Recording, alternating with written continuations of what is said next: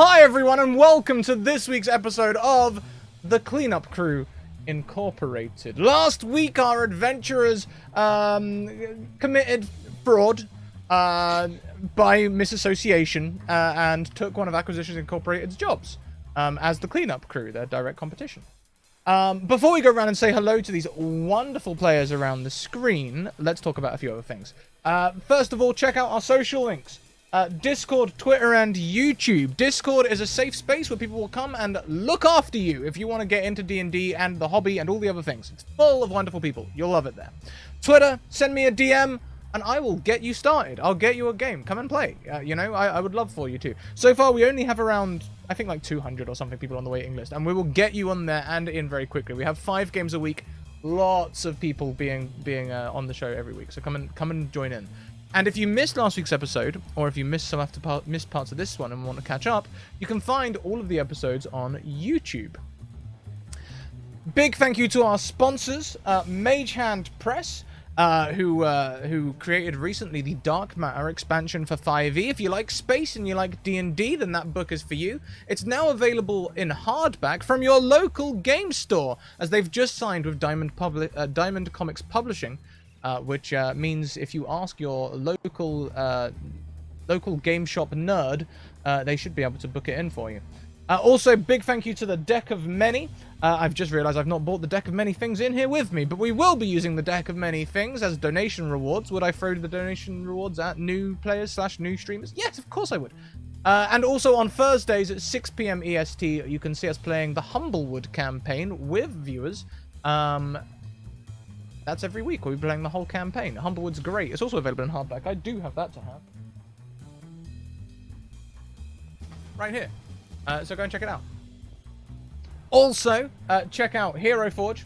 For all of your miniature needs, you can create dynamic models completely customized to your character. And with the success of their recent Kickstarter, 6,000% funded, $3.1 million, soon they'll be available in color, like this little person here. It's an amazing quality mini. The bloom light is completely washing it out, hence me trying to shade it, but it's top quality stuff. Go and support them. We have a tweet. Retweet the tweet. We appreciate your retweets. Every 10 retweets, we'll throw a Wild Magic Surge at someone. And yeah, let's go around and say hello to everyone. This week, let's start with Stella Luna. Hello, I am Stella Luna. I'm a variety streamer here on Twitch. Today I will be playing Celine. She is a half-elf rogue, and she's something of a bit of a library hog kind of nerd that loves to take notes, and she's working towards middle management. She'll get there eventually. She's just doing the grind right now. We respect the grind. We respect the grind, Celine. We'll carry on around the screen and go next to Ingvilda. Lou, how are you doing? I am doing just fine. So, I'm Lou Django. You can call me Lou. I use they, them pronouns, and I am an overall internet dweller who does social media things professionally and who occasionally sings as a hobby. And I will be playing Vix Vaporub, who has just finished their studies as an artificer at the Academy of Sciences for Universal Concentration of Knowledge, the ASFUCK.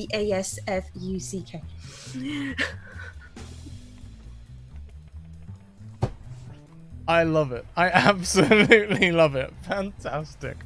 And next around the screen, we welcome Citizen Sam537. Sam, how are you doing?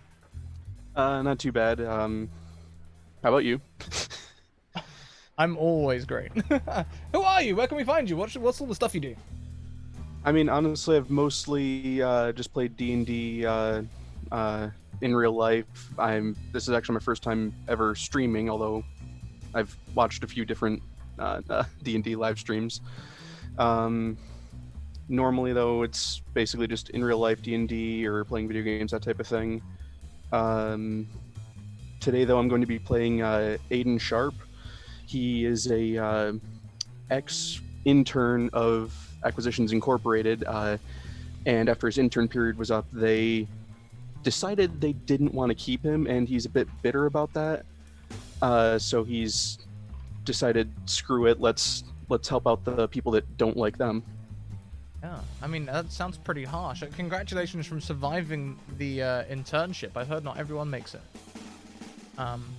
Last, but by no means least around the table, our last regular player here with us every week, Chantel B.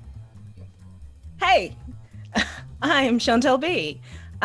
You can find me on Twitter at Chantel B. You can also, a lot of the time, find me on Do Respite, streaming some TTRPGs. I am playing Chicanery, the middle management changeling cleric who believes business should be worshipped and therefore does. I love that. I didn't realize you worshipped business last week. And I love that going forward. Big thank you to Obo Lauren coming in with that subscription. It's great to see you here. So, let's do a little bit of a recap. Here's what we're going to do. We're going to do a brief recap, introduction characters, like, very briefly, and then flash back to your interviews. Okay? That's how this is going to work. So, Stella, Chantel, what happened last week? Chantel, thank you for volunteering. You use a trick I don't know. Okay. Last week, we moved in to the cleanup crew. And we welcomed, well, sort of welcomed, interviewed, and said hi to two new staff members, Drosk and Shankar, I believe the names were. We spent some time, going through the presentation and understanding how business works. We gathered some materials to go out, and then we headed out to meet a gnome to get a map. This was a very impressive, I think it was a gnome. A young child gnome that was hiding, but in fact was an old gnome. Can't remember the name, but gnome, I think. Going with that. Then once we had purchased a lot of things that, were completely unnecessary, but, got them anyway, we went to an alley, got ambushed, and... Oh, wait, hang on. I'm missing the most important minute of my life. Oh, my goodness. Oh, my goodness. Okay. Most important minute of my life. We went to meet Omen Dran, who gave us a mission to go down into a sinkhole and deal with what was inside. Yes, we committed fraud. Were we pleased about it? Yes, we were. We also got lots of fruit and vegetables that we took, and snacks for the road, And free stationery. snacks. And stationery. We ended up jumping forward. We ended up back in an alley. We got ambushed. Shankar threw a spear through one of them, and we ended up making hot chocolate with guards and staying too long. That's what I remember. Yes, indeed. The two other cast members, that evening they got called away. They decided to help the guards perhaps with their rat problem, and maybe find better cocoa. Maybe we'll hear from them again in the future. It's morning time here at the docks. You're near the fissure when two new employees, you will recognize them because of course you interviewed them. Aiden and Vic's Vapor Rub approach. Tell us, what do your characters look like? Let's start with Aiden.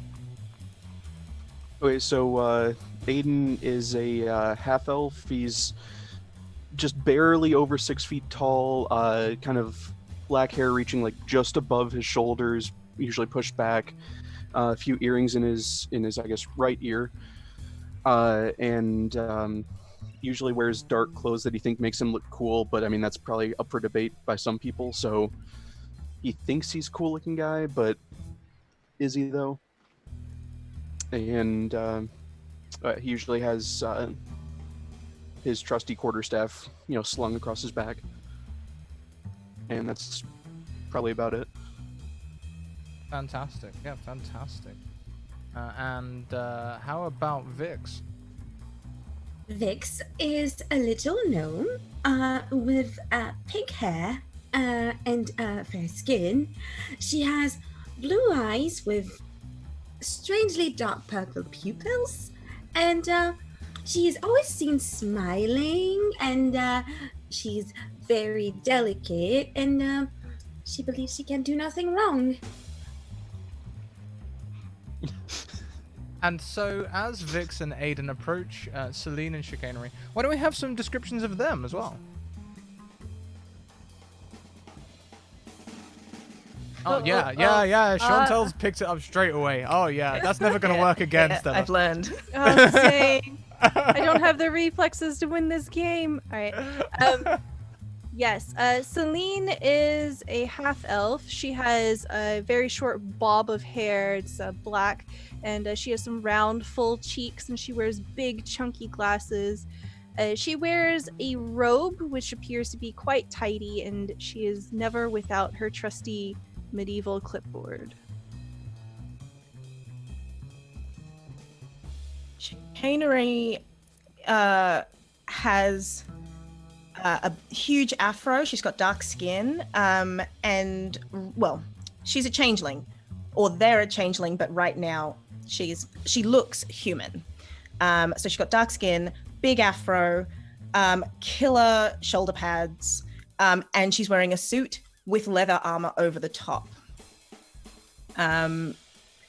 Everything is straight lines, clean lines, just like her, straight down the line, meeting the bottom line. We need art of these characters so badly. And as Celine and Chicanery look towards Aiden and Vix, we do the shimmer screen thing. I should get this as an effect, where the screen shimmers and we go back to the interview. And now you both would have been interviewed on the same day. You were due at 10 a.m. At the cleanup crew building, the building displayed in the poster behind us. We clean up your mess, it says across the top of the door.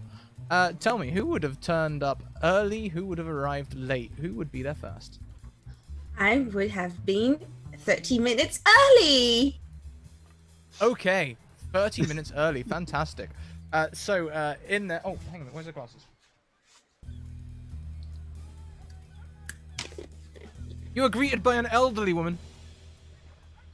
Grey hair. Very broken glasses, apparently. I might have trod on these.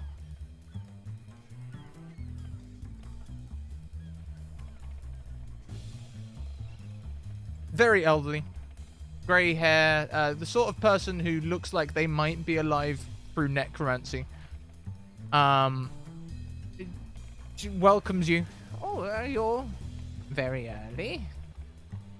Yes, I am.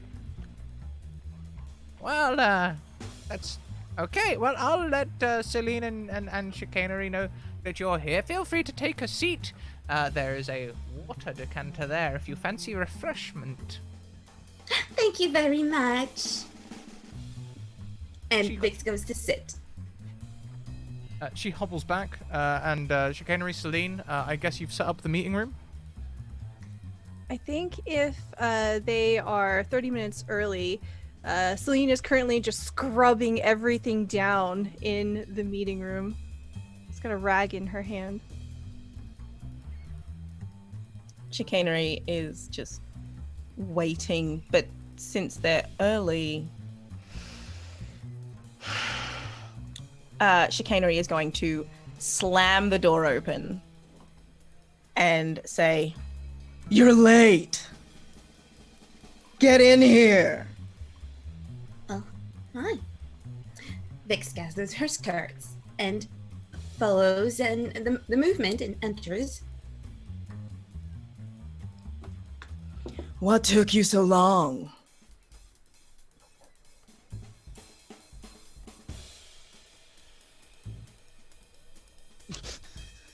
I'm sorry, you were talking to me? Yes. Well, very fancy clockwork on her wrist.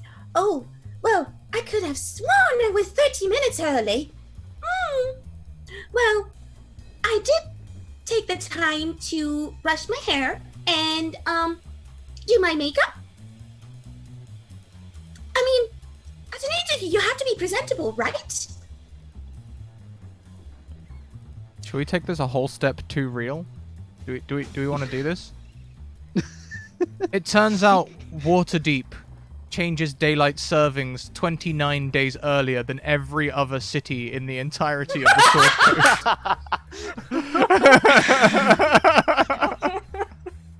Oh no! Oh my god! Too real. So real.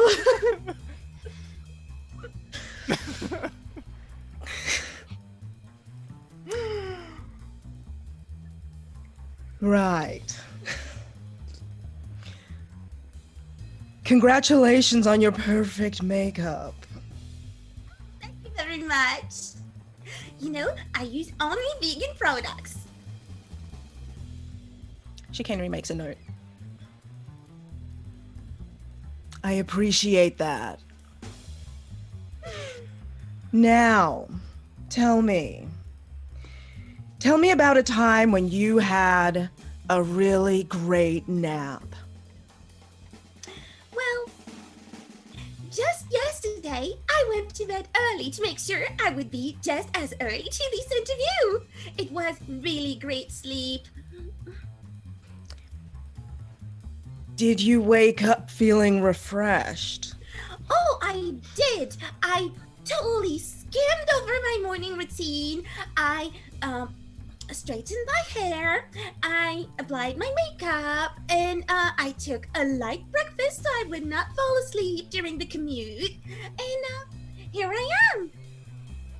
And how many people did you push on the way through? Well, I never push people. That is extremely rude. In business, we need to trample those beneath us and scramble above the people in front of us. But I am not in business. I'm an engineer.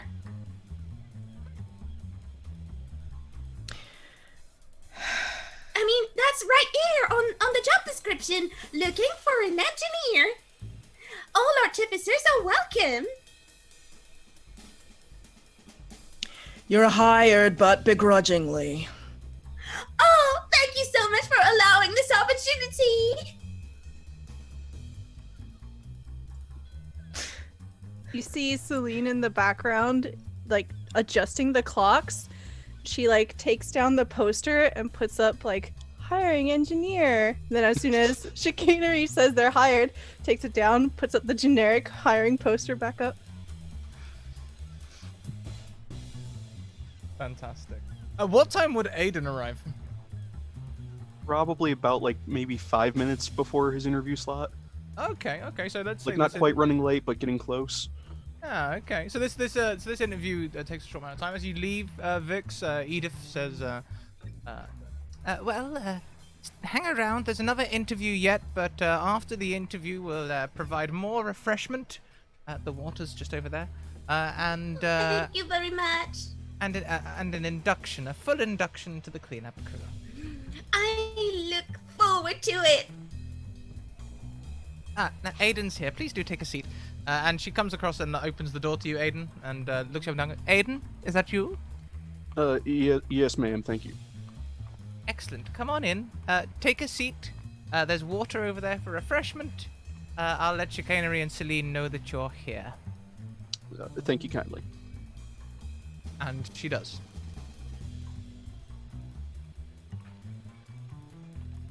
Celine, do you want to take this one? Oh, I'm ready. She kind of fixes her hair, takes her clipboard, turns it upside down, opens it up, and then turns into a different color. She sits down. Are you ready? I am so ready. Chicanery slams the door open again. Get in here! It's time! Yes, ma'am. Sit down! Okay, thank you, ma'am. Please state your name for the beginning of the interview. My name is Aiden Sharp. What would you say is your best skill? I suppose I'd have to say magic or other small arcana. What is your favorite spell? It's probably the most useful in my repertoire, but I'd have to say Eldritch Blast. Are you sure about that? Well, it's the one I'm most happy with at the moment, but I mean, there's a few others I enjoy. Celine takes notes, and as she's taking notes, she's not looking at what she's writing, she's looking at Chicanery, kind of like, am I doing this right?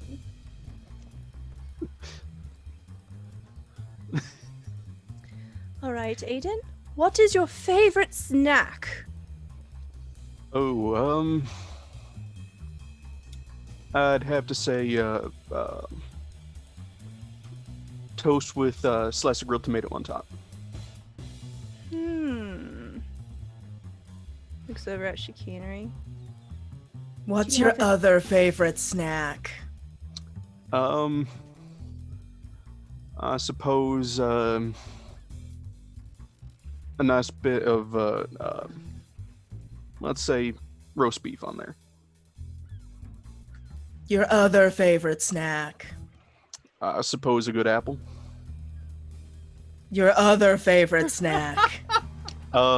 Beef jerky. Chicanery takes a note.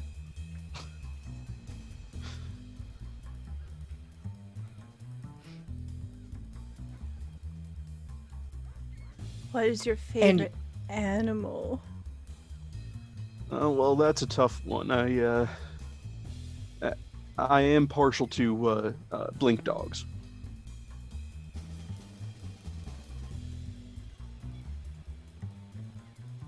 Can you procure a blink dog?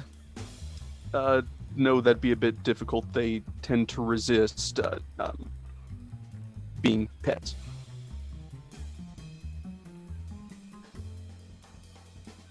I guess, appreciate theoretically your possible, candor. but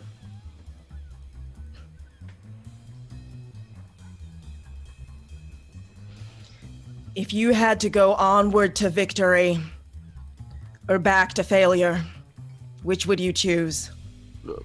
onward to victory, of course. Good answer. Good answer. Wrong answer, but good answer. You're hired. Thank you, ma'am.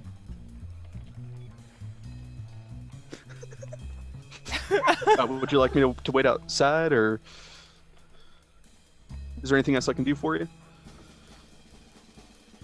Get me that jerky. I will go and find some for you immediately. Can you change Good. the clock in the main lobby? I can't reach it. Sure, if you'd like me to. I guess Aiden goes into the main lobby and changes the clock to the correct time. Chicanery nods at Celine appreciatively. Middle management. As you leave the interview room, Edith is there, and she leads you into another room. She gathers you up as well, Vix, and leads you both into another room, where there is a white box on the floor, which is casting light on a plain white wall. There is a table that is absolutely covered in paperwork and mess, and perhaps what looks like a sandwich from a while back in there. But no one questions it because Edith always gets everything done on time and seems to know what everything that's going on. So no one questions it, but her desk is an absolute state. And she looks to you all and goes, "Okay, well, thank you for joining us for this induction." She taps the box, and on the wall it comes up, "Welcome to the cleanup crew." Welcome to the cleanup crew. Now, armor and weapons will be provided. You should always wear the correct PPE when you are working with the company. You can see just in that cupboard there, you can find swords, spears, and armor, whatever you require. You will be charged for damages, so do try and look after them. Of course, regular wear and tear is fine. Now, you're going to be entering dungeons, temples, tombs, and other dangerous locations to clean up the jobs that people can't clean up themselves. So, as that stands, you should be on the lookout for active adventurers. She clicks, and it turns to a picture of like a half-orc with like a mana potion in one hand and an axe in the other. Now, these people are dangerous. They often roam around dungeons looking for what they refer to as encounters. They're usually high on mana potions, and they'll kill anything in sight. I've heard some of them may be homeless. There are signs that you can tell if there are adventurers operating in the area where you're permitted to work. These signs could be unlocked doors. We'll provide you keys for any areas that you need to access.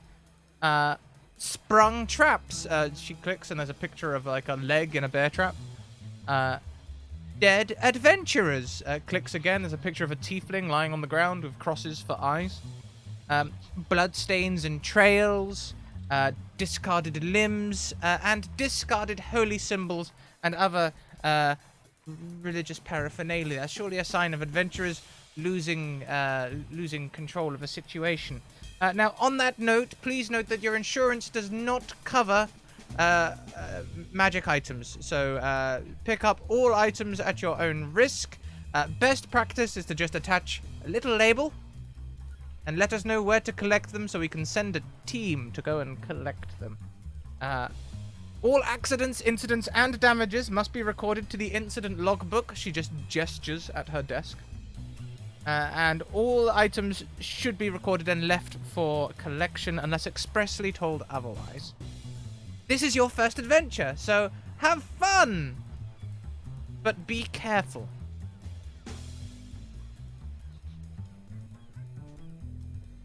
That's the induction, okay? Is there any questions?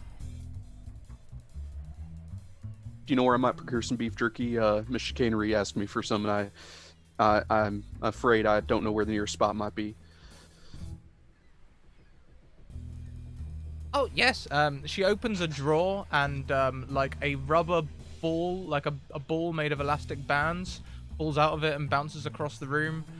There's a few other things in there as well, like more paper seems to erupt out the desk. You know when you push things down and close a drawer, so when you open it, it sort of, as you pull it open. She just puts her hand in the drawer, ruffles for a second, and pulls out a half-open packet of beef jerky. Here you go. And then Aiden passes it over to Chicanery. Chicanery puts it in the bag. Right, well, we don't have any missions at the moment, so we will give you a missive when we are next needing some temporary staff. And, thank you very much for attending today, and welcome to the cleanup crew. Here are your contracts. They're 0-hour contracts. And we look forward to seeing you very soon. Thank you. Thank you very much. That we will shimmer back to the docks where Chicanery and Celine see Aiden and Vix. You did receive a missive directing you to the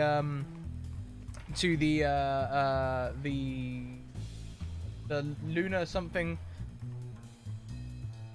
Jolly Lamp Emporium? That's it, the Jolly Lamp Emporium. Jolly's Lamp Emporium, that's it. Yes, and outside you can see 3 watchmen who are dismantling a large barricade.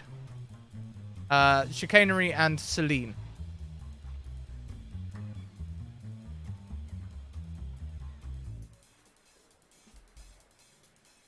Well,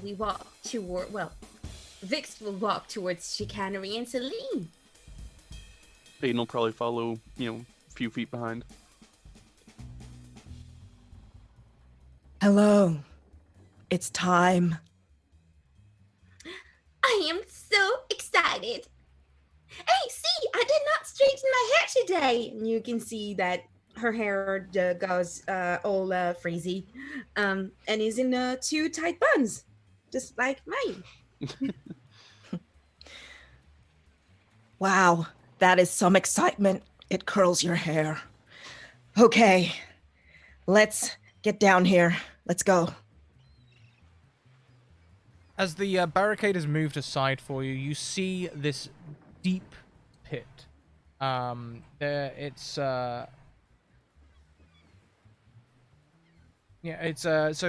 can see inside the warehouse. In the areas where the walls and ceilings didn't collapse, this warehouse contains no crates, no boxes, no barrels, no wares of any other kind. It is an empty warehouse. In front of the missing door, the walls and ceiling and floor have fallen away to reveal a deep sinkhole fissure. Inside the ruin, a hempen rope anchored firmly in the rubble dangles down into the darkness. The tear in the earth descends at an angle, making it impossible to see how far down it goes or what waits at the bottom. And I'll remind you, Chicanery and Celine, you were told of 2 guards who had gone down last week. Constable Boot and Sergeant Tish.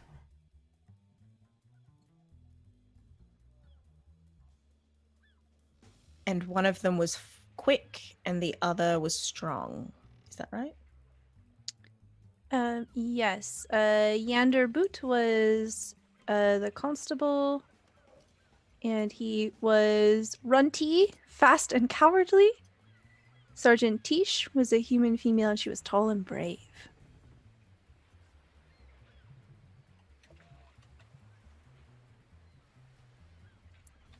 Well, let's go down there and be braver than brave. Celine Good. takes out her clipboard, ready to take notes. Who wants to go down first? I suppose I will. Takes notes. Aiden descends. It is a long way down, so the 3 of you will see Aiden disappear from view. However, after a few minutes, the rope stops twitching.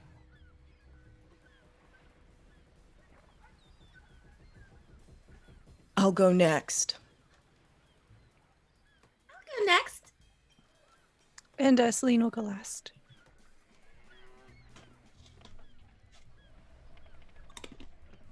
At the bottom, there is dust, debris, rocks, lots of mess, really. Rubble, all sorts around. It looks like this was the remains of the warehouse above, all of the walls, ceiling. You can see some ceiling tiles here and there. It's a real state down here. It looks like this stuff has fallen a long way. An underground passage is blocked to the south, but it continues into darkness to the north.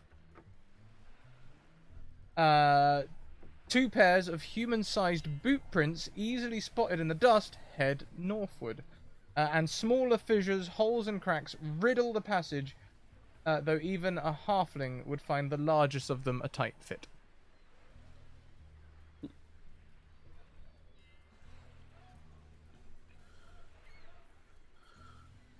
So what are we supposed to be doing down here exactly?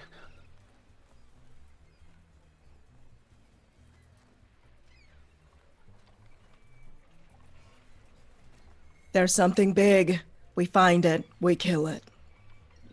Sounds fair enough. Should we, I guess, start out by following those footprints of the people that came before us? Yes, we should try to see if we can find any sign of them.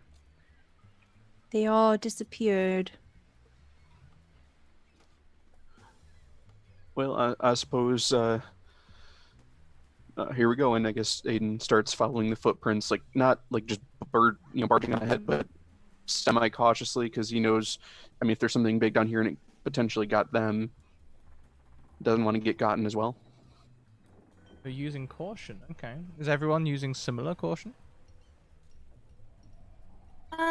Vix would be much more of the skipping time type. Okay. No rolls then in that case. Vix, will be pleased to know that you are the lucky recipient of the Wild Magic Surge. Now, the Wild Magic Surge has already taken effect.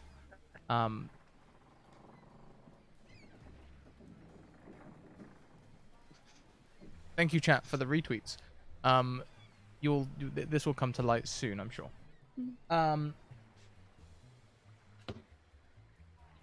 As you head north, you begin to hear scritching and scratching along the passageways. There's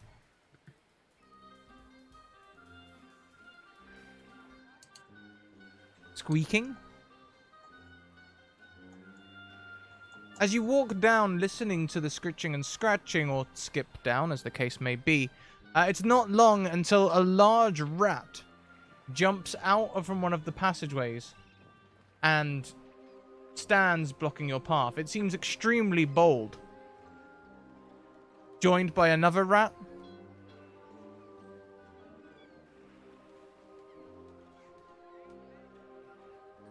And then a third.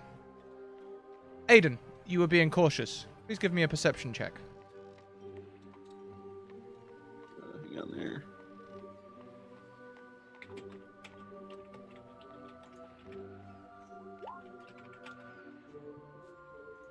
Unfortunately, you are surprised as the rats ambush you, jumping out from the passageways. They will get a free round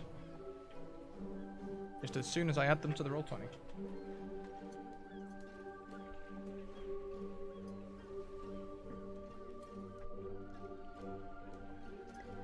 How do the rats look? Are they ratty? They are very ratty, yes. They have pink noses, pale skin, actually. It looks like they've been in the dark for a long time. There's no... their eyes are almost bright, shining in the dark, and it looks like they're perhaps albino, with no melanin in them anywhere. They look dirty. Dirty is the best way to describe these rats. Grubby, fur kind of looking coarse and on end, sort of like an Irish wolfhound fur, but like coming off at strange angles. They even have hair on their long tails. Would someone mind tracking initiative for me, as I would like you all to roll initiative?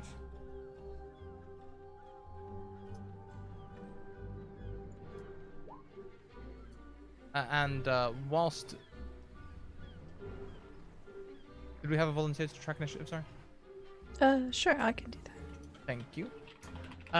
Whilst you're doing that, we'll get on with my surprise round. Hey! First of all, Vix, as you were skipping, one of them is going to leap out from the wall and attack you. Does an 11 hit you? I'm sorry, can you repeat that? Does an 11 beat your AC? I don't. It doesn't.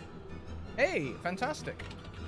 The next rat is going to jump out and attack you as well. And as it is within 5 feet of another rat, it has pack tactics. Means it gains advantage on the roll. But a 10, I'm pretty sure, also doesn't hit your AC, seeing that an 11 doesn't. The last one coming behind you is going to attack Celine. Celine, does a 9 beat your AC? No.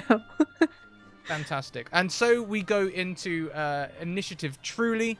Hey, it's the giant rats again. It's going to be the 2 that were on Vix, first of all. Maybe one of them will roll higher than 11. Does a 22 beat your AC? That seems more likely. Well, I can't be wrong, but it does. So please take 4 points of piercing damage as it bites firmly into your leg. And the second rat also trying to take advantage of this. Does a 15 hit you? Yes, it does. There's another 5 piercing damage for you as these 2 rats jump out on Vix, skipping in this party. Aiden. No, wait, hang on. It's Vix. Vix, yes, Vix, it's your turn. Oh, and here I thought you were cute. And already battered, she will try to use her light hammer to hit the first one who hit her. Sure. A 16 definitely hits, and the creature reels from the damage. However, it is still standing, and you see now it's little more hungrily looking at you behind these beady, bright eyes in the darkness. Who has dark vision, by the way? I do. I think I do. Pretty sure I do anyway. Yeah, gnome, yeah. Yep, half elves Yep. get dark vision. Awesome.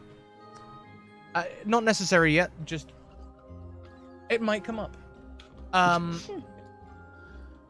Next in the turn order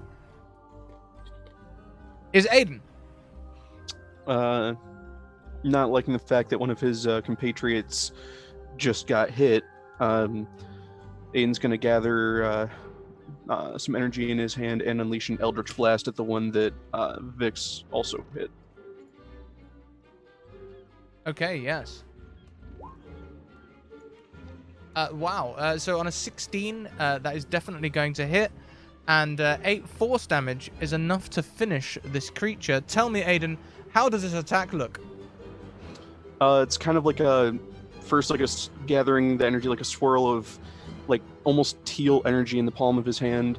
And he then just like gathers it and then pushes it straight towards the rat. And it's just like a bolt of teal lightning just impales it and it just dies.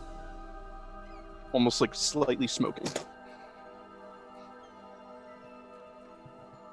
Okay, yeah, fantastic. This smoking rat smells faintly sweet. Chicanery, you may remember a meal just yesterday. Celine also. Next in the turn order, Celine. Celine is oh dear, and she'll clip her clipboard onto her belt because she totally has a holster for that, and then she pulls out her pocket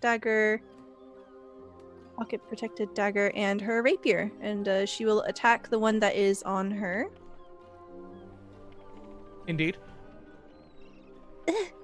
She misses. Probably. A 6, unfortunately, the rat dodges to the side. And it looks as though it's getting ready to attack you once more. Sheik, it's your turn next. Can Sheik see? Is it pitch black in here? Yeah, it's not pitch black. So where the you're Okay. near the fissure, there's a lot of light coming down. So this is still Okay. well lit. Okay, cool. For now then, how close is Sheik to Celine? Oh, you were pretty close. I think you went down second or third, so within 10 feet. Okay. She's gonna run up and try to mace the rat that's on Celine. Okay, yeah, macing the rat. By all means. mace the rat. Oh, no. No, Maybe? Yeah, unfortunately, No. the rat does a little cartwheel as you swing your mace at it, and unfortunately, it seems far too agile for you to hit. Maybe we're afraid of getting our weapons dirty. Yeah. Impressive rat. In retaliation, the rat is going to dive forward and attack you, Sheik. Does a 19 hit you? Yes. Please take 4 piercing damage. Ow.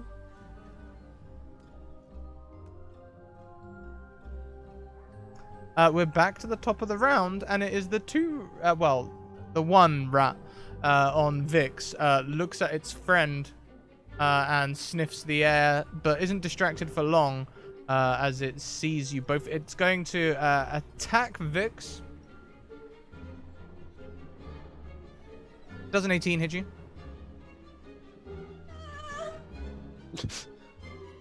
A 3 piercing damage. And as Vix falls, it's going to try and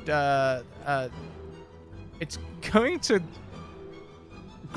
What size are you, Vix? What creature size? I think those are medium or small. Wait, I don't remember. I can't remember whether they count as small, medium, or large, small. Let's go with it. The rat is going to grapple Vix's body and try to drag them away, moving at half speed away from you, Aiden. Your size is small. Small. Aiden really doesn't like the fact that now Rat's trying to kidnap one of his compatriots, so he's going to try and hurry after it and try and, I guess, disentangle Vix. As it moves away, you would have an opportunity attack. With your Then I will reaction. definitely take that.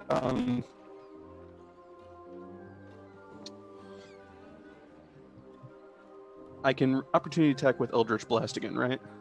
Not Oh. with that Warcaster, I think. Oh, okay. Wasn't sure then. In that case, I will hit it with my quarterstaff. Sure thing. An 11 unfortunately does not hit it, and it successfully moves away, dragging Vix 15 feet down the tunnel. Aiden, now it's your turn. I wonder, hang on here.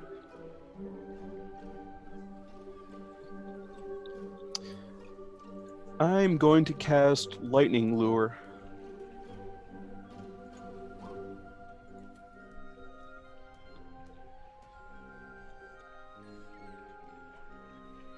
Oh dear. The rat fails the strength save. That is a dirty one. And your lure is cast. Correct me if I'm wrong. They move 10 feet towards you or all the way towards you? 10 feet straight line towards me, and if they are within 5 feet of me, they take 1d8 lightning damage. Hey, so that's gonna work just fine. They move towards you and they're gonna take that damage. So it's 6 points of damage. The rat squeaks as you hit it.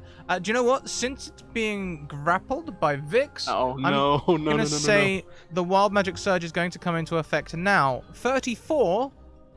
Maximize the damage of the next damaging spell. So instead of a 6, what's your modifier? Mine? Yeah, your spellcasting modifier. It'd be my charisma. God, why am I not seeing that? It's either on the left or on the spell sheet at the top. I mean, on the spell sheet, to hit the modifier is +5. Oh wait, no, there it is. Modifier is +3. +3. Fantastic. So that'll be 11 points of damage. How does it look as you fry this creature in one blow? It's like a quick little dart of lightning just jabs out, attaches onto it, and almost just yanks it backwards.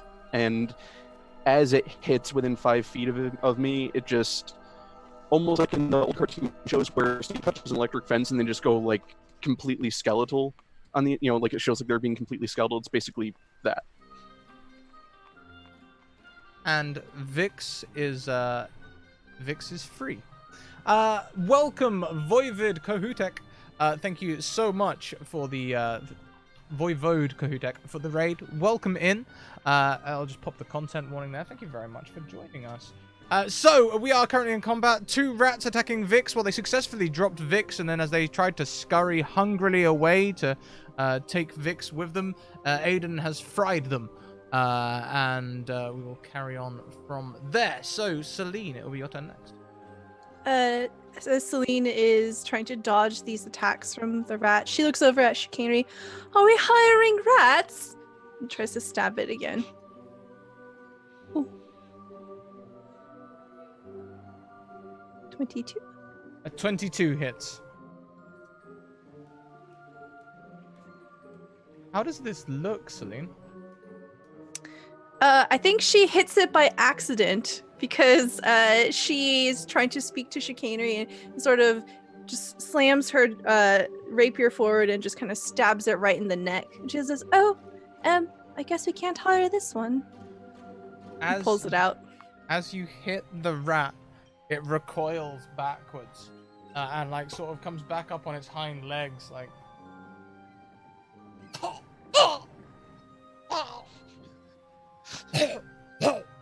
and it barfs up a finger. The finger is bearing a platinum ring. And the rat exits life on stage left with a flump on the ground. I love it. Cool. 10 out of 10 for execution.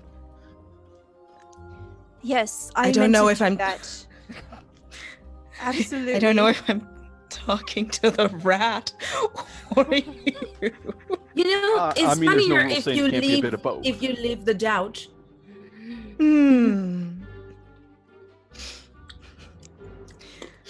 Regardless, Celine looks proud.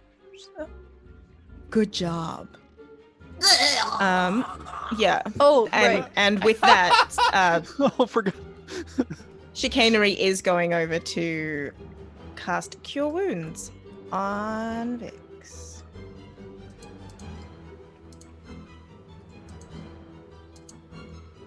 Vix, Come back to us.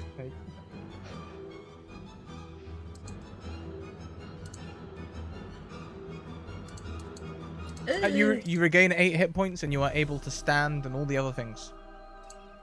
Yeah, just trying to get rid of the death saves interface in D&D Beyond. Ah, yes.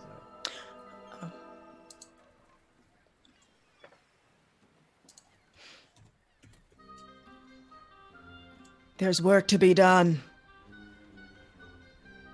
Seems like I don't think those rats could have taken down the 2 guards that came down here earlier. There's got to be something else down here. What's with the finger? Can I examine the finger? You can. Specifically, the ring on the finger. The ring comes away with a small and the platinum ring with an appraisal. Let's give you what was an appraisal? Give me intelligence, straight intelligence, so you can think of something more suited to appraising an item. Yeah, it's probably platinum, probably worth something to someone.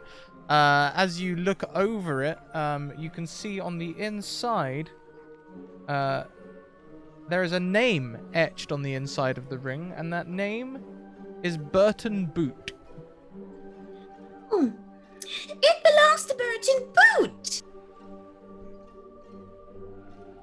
Well, at least the ring did. I mean, who's to say that Burton didn't steal it from somebody else? Well, it's entirely engraved in it, so I would assume this has been done. When the ring was commissioned to the original jeweler, that usually I think how it happens. Well, I am never wrong. That's definitely how it happens. Fair enough.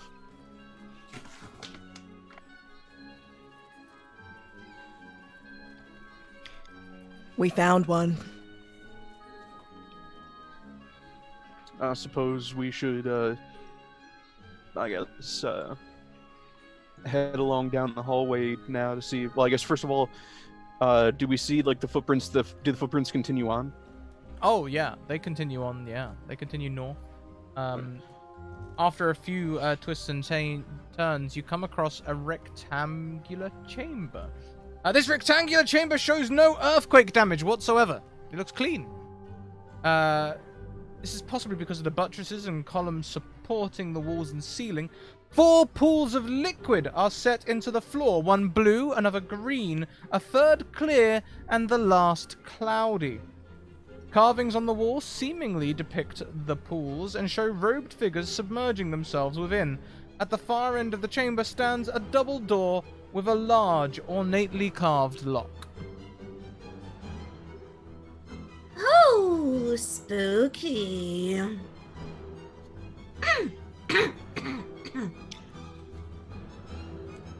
That was surprisingly eerie from you. Sorry? I mean, you said spooky, but you said, "Ooh, spooky," and that was kind of creepy. I'm just letting you know. Just some feedback, from middle management.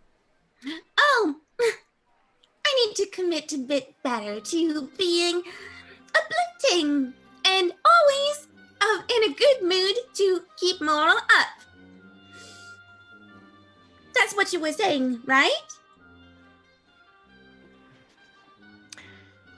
Yeah. Middle management is always watching. Well, I assume so. I mean, to be fair, the both of you are down here with us, so at least for the foreseeable future, you most definitely will be watching. I assume. Yeah. And now I start watching around the room. Is anything moving? Nothing moves.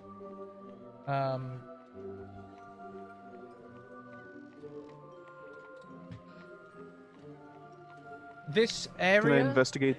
is much less dusty. It's going to be harder to track where the if the guards came through here. You can see the footprints lead into here, but you can't see where they go. At least not without further check. Can I investigate the pools? Similarly, if I poke the waters with the tip of a spear, how would it be? Liquidy? Would it be gooey? What would be the consistency of the liquid?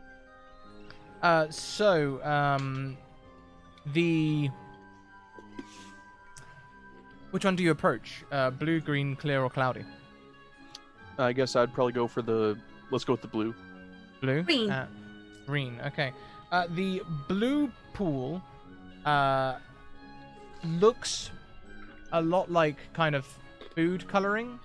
That kind of very vivid blue, the sort of thing that you can only get really with like fake dyes. Also, when you touch Beautiful dyes. Why, thank you. When you touch it, it feels a lot like water. It runs easily off your hands. The green pool, as you touch it, run it between your fingers. Again, this is kind of this reminds you of perhaps a cantrip you might have seen cast in your time in business, perhaps acid splash or poison spray, that sort of color. And the liquid Which is why I mentioned that I was instead using the tip of a spear. the other finger. No, I have a hammer and a spear. Oh, gotcha. I pronounce it every time. I pronounce it very badly. I mean, It's okay. I thought you meant your spare finger. I was like, wow, that's so cold. Question is, how would she have designated a spare finger? Beer, bear, tear, whatever. Got it. Is regretting, is trying to stay alive right now.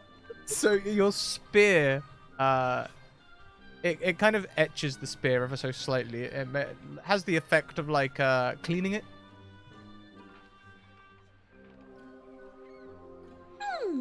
If you'd like to make me investigation checks for more information, you totally can. I would like to investigate the carvings with the figures, robed figures, disrobing figures.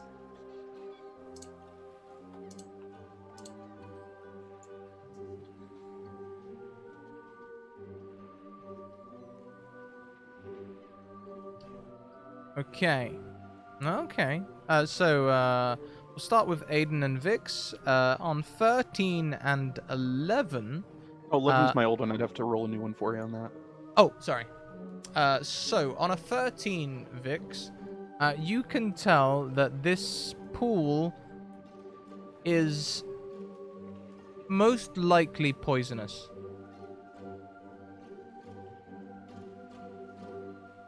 And you say you was also looking at the robed figures? You mentioned carvings of robed figures that seem to be disrobing at some point in relief. Yes. So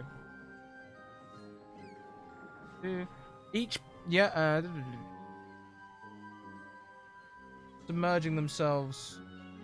Carving all seem to depict pools and show robed figures submerging themselves in. Yes. A robed figure in the blue pool. Robed figure in the green pool. Robed figure in the clear pool. Robed figure in the cloudy pool. Robed figure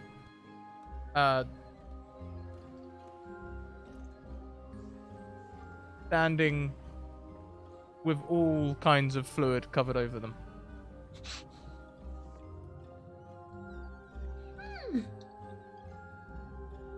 Well, that's kind of a bleach bath. Aiden, on a 17, you can tell that this pool will affect your mind. It's some kind of magic. And you can also see from the depictions that the person is fully submerged in each of the depictions. Now, we've got some investigation checks as well. Chic. There's water. There's pictures. Everyone's looking at the water and pictures. There's not a lot of business to go on here. There is a door at the other end, though, with a big lock. Sheik will head in that direction and cast dancing lights and get some light in this room. Yeah, it was sort of dimly lit already. Like, very dim. When there seems to be like an ambient light that comes from nowhere? Oh, yeah. Yeah, that creepy, who knows where this is coming from? Why is it here in a place that nobody's here? That kind of light? Yeah, that kind of light. Exactly that kind of light. But your dancing light improves the dim light to be a little less spooky. How do your dancing lights look?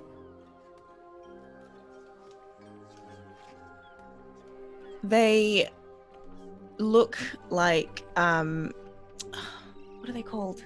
Flickering not halogen, strip bulbs. Those annoying office block lights. Oh, They're neon?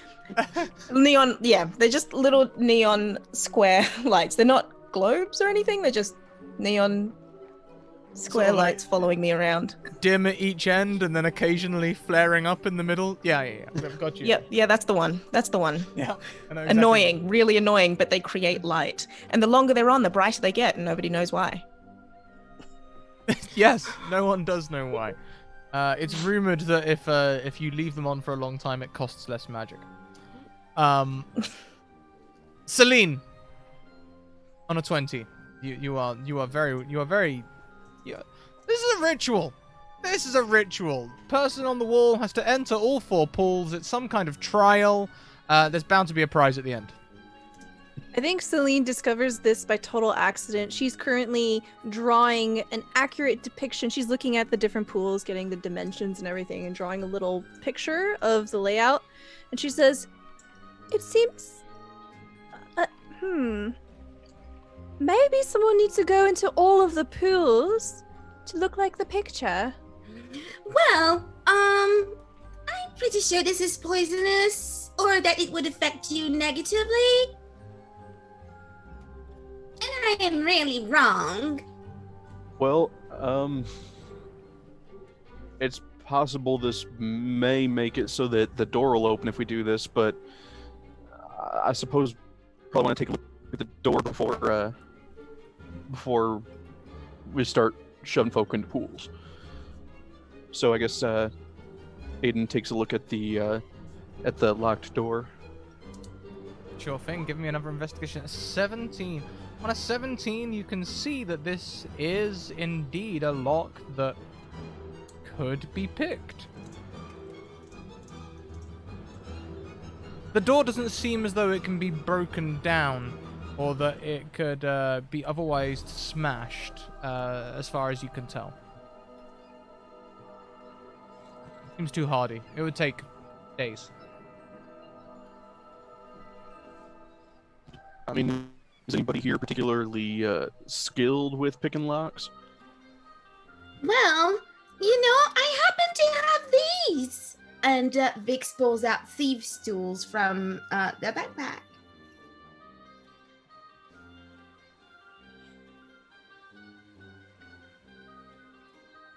Would you like to? Do you know how to use them? Well, I do. Would you mind taking a look at the door then, seeing if you can open it without us having to jump into any pools? Well, first, call it scientific curiosity. Do you mind if I use this and dip it into the pools? And she shows the 7th finger. I mean, it's fine with me. I don't know about the rest of you, but person that belongs to clearly has no use for it anymore. All right. I don't think the That's a finger little has more, feelings. Feelings? What does it have to do with feelings? That's my point. I don't think it's feeling anything. Well, who knows? Maybe this will make you feel something then. Celine's ready to take notes. Well, if you don't really want me to dip the finger into the pools, you can say so. No, I'm not ready. made I'm of watching. glass. All right. Did there seem to be a particular order we should be dipping the finger into pools? Honestly, I think it would be best to go from left to right in order, because it looks like the figures dip themselves in order. Well, then I guess that seems like the logical thing to do is dip them in left to right. All right. Then I will use a little pouch and a little bit of my rope and dip the pouch into each liquid. Okay, on the blue... Make sure every time that the finger has soaked and has been properly saturated in a product. Yeah, on the blue one, it just looks a little wet. Doesn't really do any more than that. On the green, the finger begins to look a little... it looks like, when a wound starts to go bad. It's kind of got like the sort of like gangrenous look to it. Maybe there's some... The blood doesn't look so good. On the clear pool, there doesn't seem to be much of an effect, but for some reason you feel as though the finger looks more tired. You're not sure how that, but it just maybe it wilts a little bit. It just sort of, just a little. If fingers could sigh. On the cloudy pool, the finger breaks out in a rash. Oh, that's interesting. Well, now that my curiosity is sated, I'm okay with trying to lockpick the door. Sure thing. Please make me a lock-picking check. What would you like me to use for this? If it's not set up as a skill in DDB, then we can use perhaps a sleight of hand skill. Yeah. I just have proficiency with thieves' tools, so let's try and add proficiencies tool. Hey, that sounds good. We're doing it live. Oh Love no, it. no, okay, Oh, no. Customize, skill proficiency level, proficient. Ooh, and that should do the trick. Okay. On a 12, Aiden, you're looking at the door while Vix is trying to pick the lock, and you know, there was something itching at the corner of your mind as you looked at it, you know, like, it almost felt like if you'd got just one more better point in your investigation check, you might have noticed the faint runes etched into the ornate carvings on the lock. Oh no.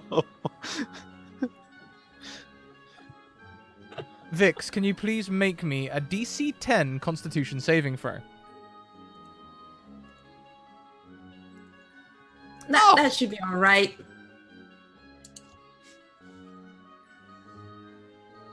Oh, everyone in the room must make me a DC 10 Constitution saving throw, sorry.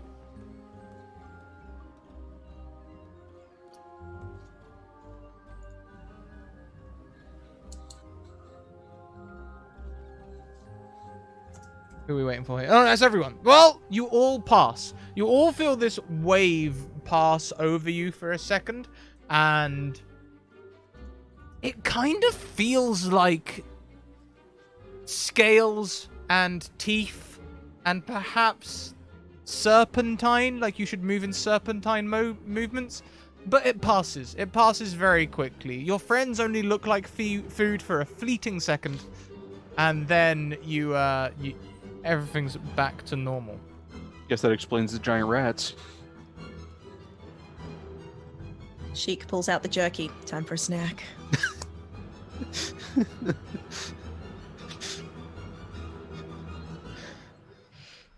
Yes, eat jerky, not fellow employees. Employees are friends, not food. Be a great campaign for HR.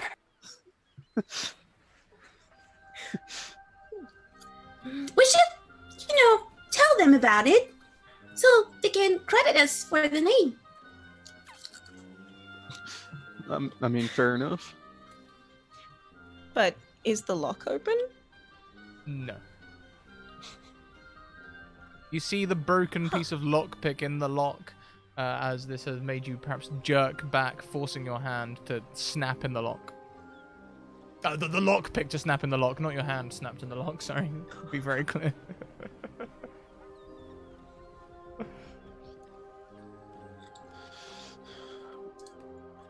Huh. Celine, do you have tools? Of course I do. She'll waddle up and she'll open her pocket protector, fish around in there, pull out her thieves' tools. Perhaps I'll have a go. Just try to unlock it. As you try to pick the lock, the runes glow faintly once again. Everyone, please make me a DC 10 Constitution saving throw. Oh dear. Hey! Oh Hey! Oh no. Oh no. Aiden, Oh no. Celine,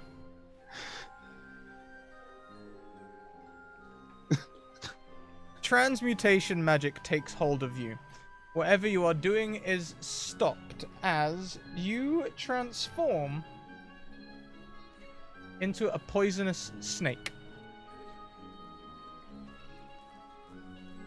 I'm about to make this available for your character sheets.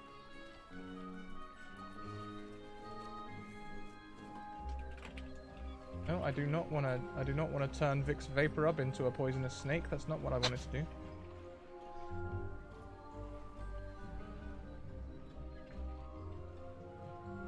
There we go.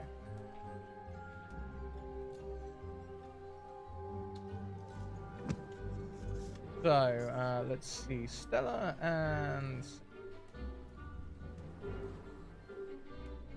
each of you should be able to see that now.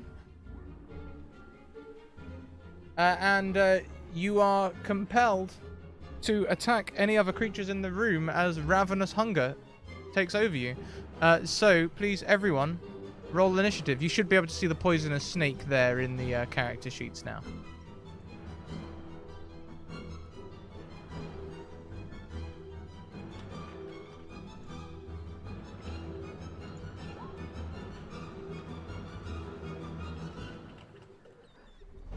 Okay. So where should we be able to see that?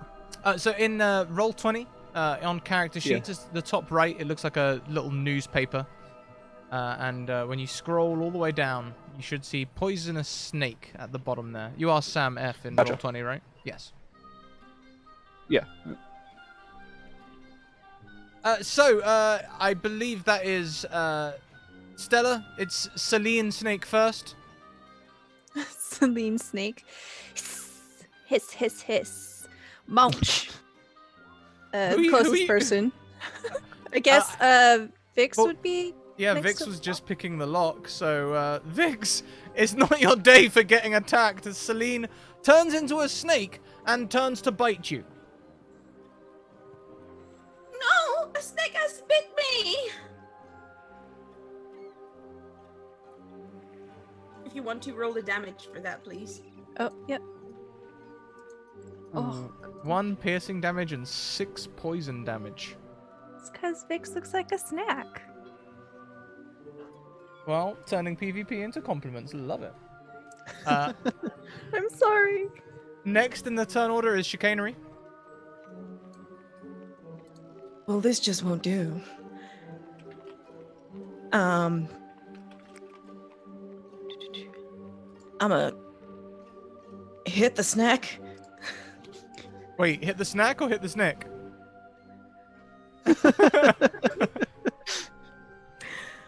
I mean, Snake, snake, snake.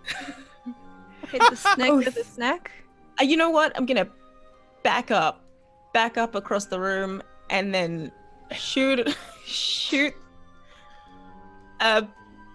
Celine snack with a crossbow. Please do. Not on my list of things to do today. Which is why it doesn't work. Yeah, the nat one, the bolt ricochets off of several walls. There's sort of like a... Do you remember Disney's Robin Hood when the arrow's going everywhere and everyone's having to duck and stuff? There's a bit of that kind of comedy going on. And the bow does not hit anyone. Perhaps it lands in the cloudy pool and slowly fizzles as it goes down into the water. Next is Vix, having just been munched. Oh no, not again! And she will cast false life on herself.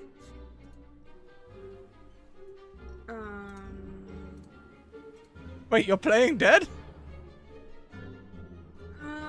False life is giving myself temporary hit points.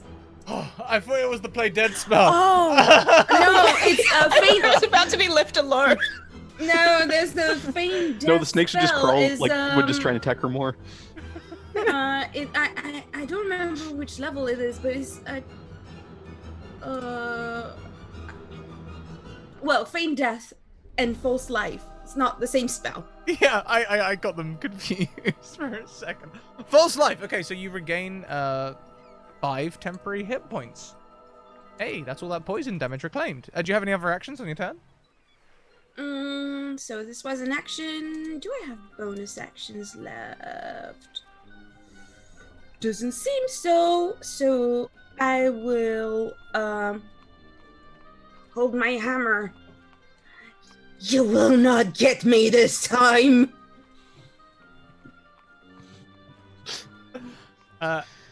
Aiden's neck. It is your turn. Aiden's gonna probably, I guess, hiss and slither his way over towards Vix and bite her. Them, sorry. Which it looks like it does not work. It does not. You're not very used to being a snake yet. It's a bit gummy.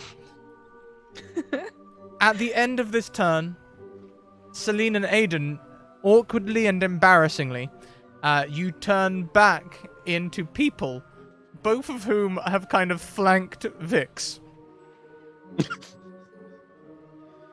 What just happened? That did not feel good. Do we reform like upright or like on our bellies? On your bellies. Definitely.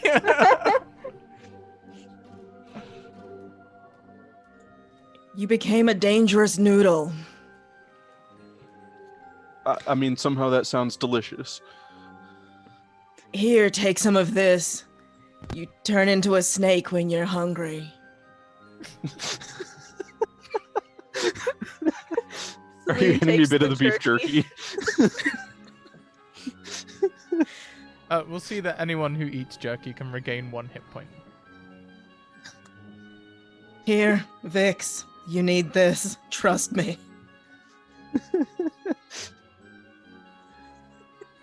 Vix just came to this fissure to have fun, and honestly, so far, all they've had is attacks. I'm so sorry, Vix. It's apparently a snake eat snake world out there. Was it your fault? She puts back her hammer. It wasn't your fault, Billy. I shouldn't fault you or blame you. It's none of our fault if we fall into a trap. After all, we can do nothing wrong. I have the creeping suspicion that we shouldn't touch the lock. Again. It might be that the pool somehow make you immune, maybe, to the effects of the lock. Because I mean, otherwise, I don't really see the point in having these pools here. It don't really seem to serve a purpose, other than maybe granting immunity. Could each of us choose one pool? Maybe according to our best attributes.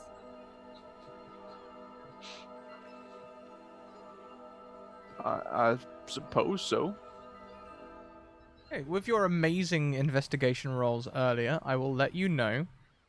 Note takers, be ready. The blue pool is a test of charisma. The green pool is a test of constitution. The clear pool is a test of intelligence. And the cloudy pool is a test of wisdom. I suppose I'll try for the blue pool, I suppose. All my stats are either 0 or negative. Oh no! You know that's why. That's exactly why D&D is fun. Oh yeah. I rolled awful stats and I was like, yes, this is gonna be great. I mean, I just did the standard point allocation bit. Because Well, I had a feeling I would roll, like, terribly. since I am never wrong, which pool do you suggest I take, Eden? I'll probably take the blue pool. Oh no, for me! Oh, for you. Yeah, what was the, see, blue is charisma. Constitution, green was intelligence, wisdom. I think for you, maybe intelligence would seem appropriate. At least to me. Oh, indeed. Since you're always I am the most right. intelligent. Okay, so we still have a green pool and a cloudy pool. I thought the green pool was already, Because I'm on blue, I thought Vix was green. No, intelligence is a Vix is clear clear. one, green is Oh, the clear. constitution. Sorry. Cloudy is wisdom, so Clerics. Yes, I will take the cloudy. No, I'll take the green pool Okay. because Celine is not the hardiest of No. of creatures people. of people. Well, starts unbuttoning the studded leather armor to she needs out of it. And then dips one shoot toe. into the clear pool. Oof. And Jumps flat onto the pool, the clear pool. Okay. Oh man. The pool turns out to be 10 feet deep. Does everyone else do the same? Yeah. Yes, Yeah. once I've removed my suit jacket. Well, yeah. Once I remove my armor. Remove your armor and hop in. The Yeah. very neat pile of everything, but she still Yeah. has her robes on. Okay. Well, you all jump into the pool. And we'll find out what happens after a short break. We're going to go and take 5 minutes where we're going to take bios, we're going to grab some drinks and stretch, and we encourage viewers to do the same, especially if you've been with us since the beginning. Take a break, and we'll be back in 5 minutes.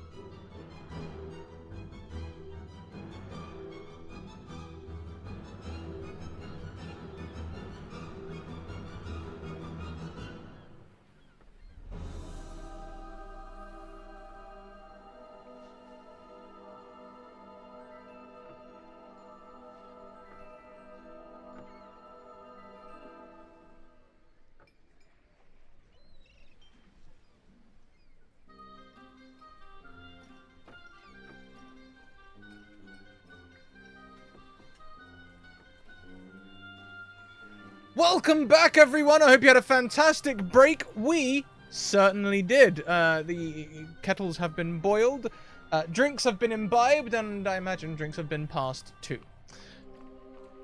We all dive into these pools. Now, Vix, you were the first to dive into the clear pool. As the water fully submerges you, can you please make me a DC 10 intelligence saving throw as the infinite possibilities of the multiverse seep into your brain? I welcome them. Yes. You gain a clarity of mind unknown to most, as you are able to withstand this barrage of possibilities and intrigue. You have advantage on intelligence, wisdom, and charisma saving throw checks and saving throws. You can note that down on your character sheet until your next long rest. Who goes next? I believe, well, let's go with Aiden. Aiden, you dove into the blue pool. Please make me a DC 10 charisma saving throw as images of horror and nightmares untold invade the privacy of your mind.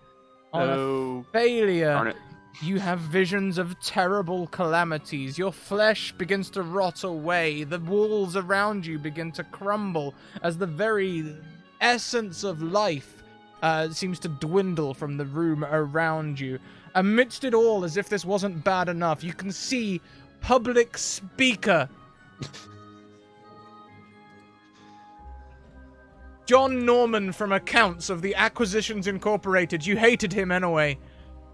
Giving a speech in the middle of the room. This pervades your mind, and this trauma imposes disadvantage on initiative rolls. Cheek. Into the green pool. Please give me a DC 10 Constitution saving throw as poison courses through your body. On a failure, you take poison damage.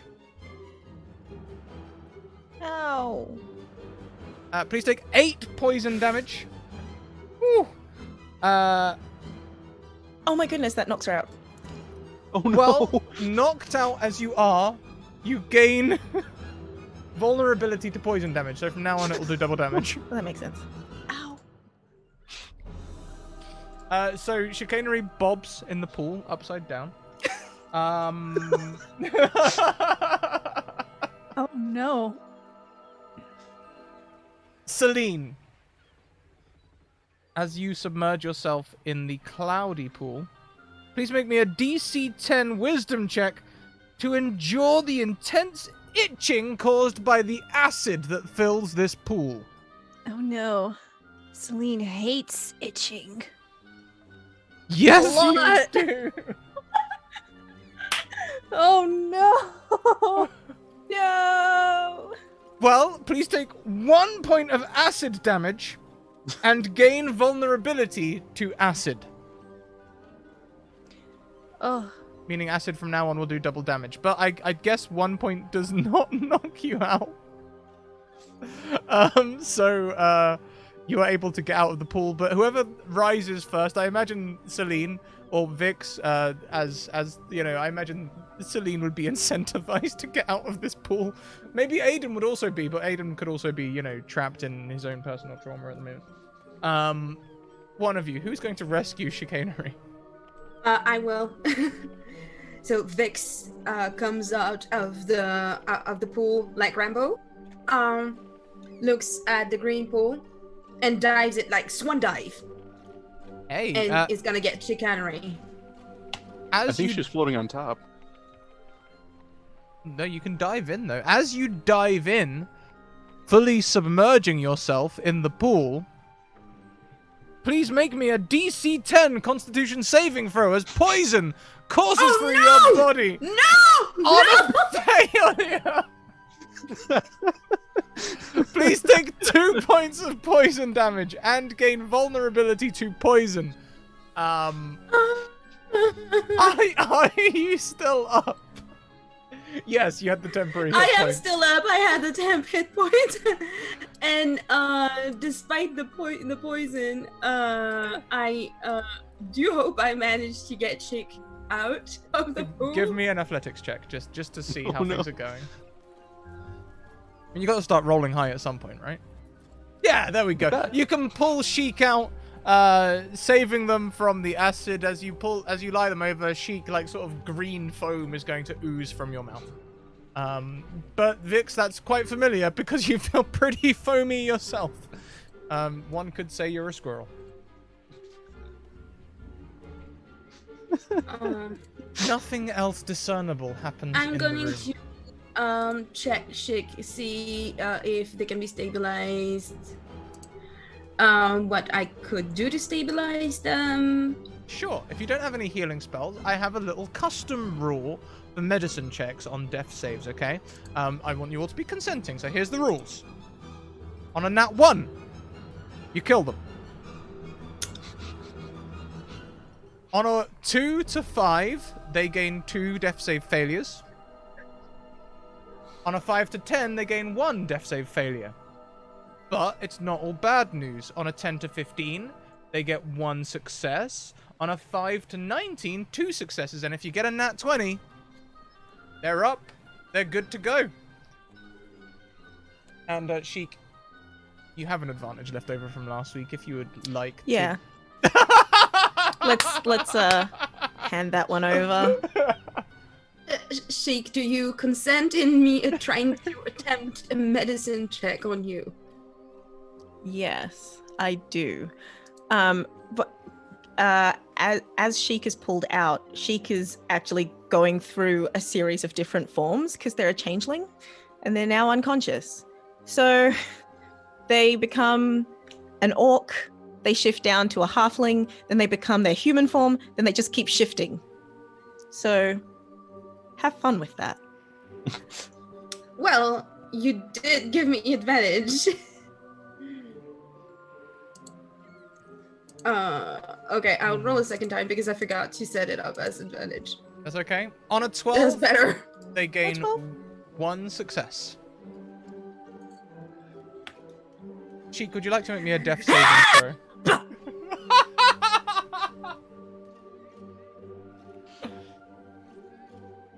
Medic! Medic! Oh, wait. You have 2 successes. Things are looking good. I have 2 successes. We're I mean, it should working. make It's it to working. 3, right? Yeah, you just need to make it to 3, that's all. No, I think Yeah. that means she's at 3 because she just got 2. Or was that from Just the? one. Or does the 18 Only not on put you medicine in? checks. Death saving Okay. throws, still same canon rules. So a 20 would Fair have enough. got you up. Yep.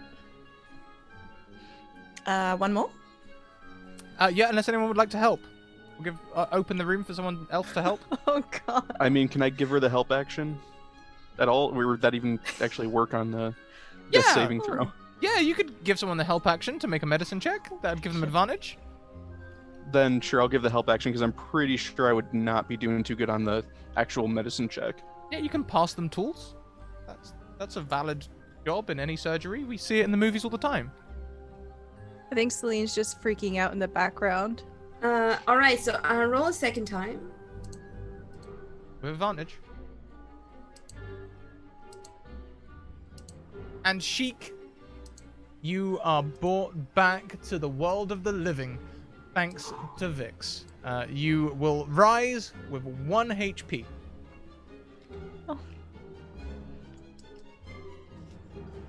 Sheik coughs up foam. As a human. And she's gonna slam a hand on her chest and cure wounds as well.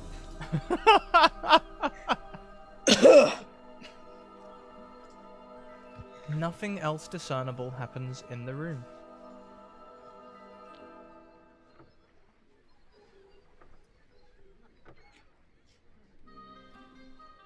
Oh, I cast it twice. You can take the 10. Didn't mean to do that. Yep.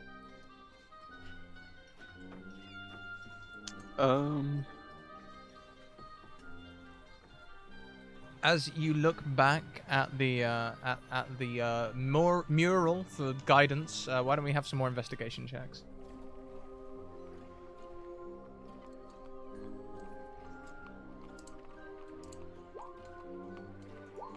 Oh yeah, Celine's very intelligent today. So Vix, Celine, you spot looking at the wall. It is the same robed figure, down to every detail, going into each pool. So somebody has to go through all of them for it to actually do anything correctly. Well, one of your party's Two already done two. pools so far. I mean, if you want to try for the rest of them. Well, hang on. How are you feeling so Do the blue far? one first. That's a good I'm- point. I am sort of fine. Sort of. I'm gonna go to the blue one. Okay. You hop in. Yep. Give me that charisma saving. Ooh. Oh no! This is horrifying as the wall becomes small bugs and then turns back into rubble that fades away into nothingness. The terror of the void takes you, and as you stare into it, you feel as though something is staring back.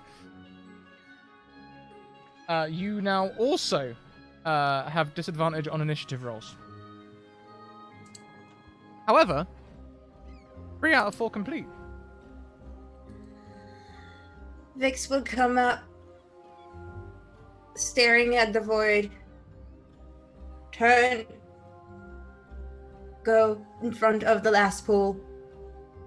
And let them all fall.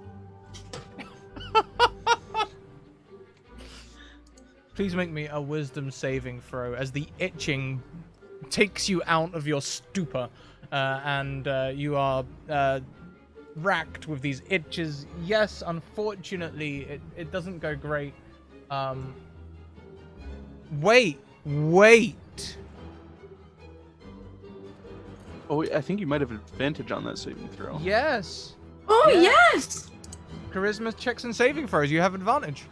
I have advantage to both.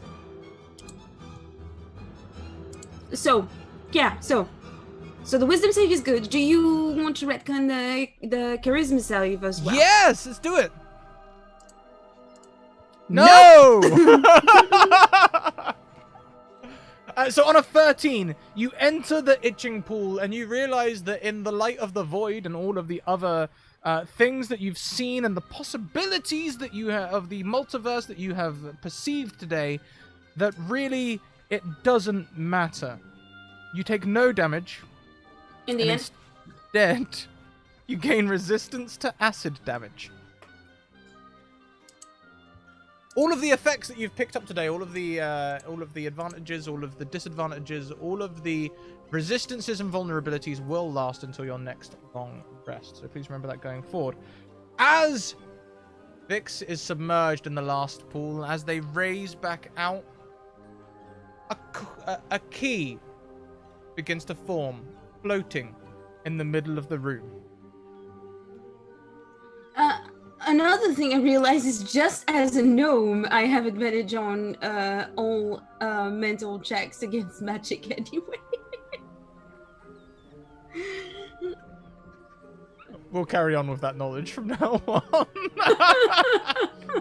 Hey, everyone I has was off wondering, why days. can't I add it?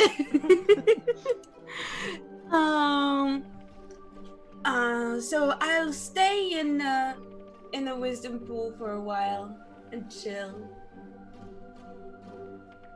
We have a job to do. Get out of there. Thank you for saving me, but get out of there. The knowledge, all of it, it doesn't matter. I'm getting this slight feeling that Sheik is just like a little bit jealous that that Vix was able to just bypass it. I mean, well, you know, there's nothing to stop the rest of you going in all 4 pools as well. You could get some nice bonuses. It's only a DC 10. Yeah, sure, I guess I'll go for him. It starts with 1. So the one. So I've already done the charisma. Next is what the.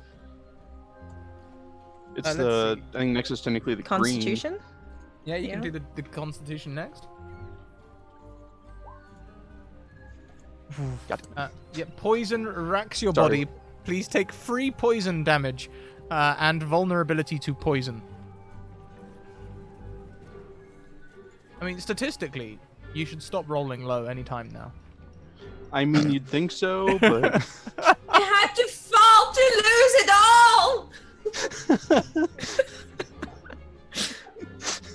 Sheik jumps in the old cloudy pool of wisdom. Make me a wisdom And saving. Aiden's gonna jump in the intelligence pool. Oh, that was close. Or I think it was intelligence, right? Yeah, there's an intelligence pool. You can jump in there. So the itching isn't that bad, Sheik. You gain resistance to acid damage as you withstand this itching. And Aiden, as you jump in the intelligence pool, you too perceive the endless possibilities of the multiverse, that every decision is truly meaningless in the trousers of time, and that breaking down a possibility waveform truly isn't as important as the truth itself, that there is no spoon. Would any of you like to do any... Is that all of the pools for Aiden? I have the wisdom pool left.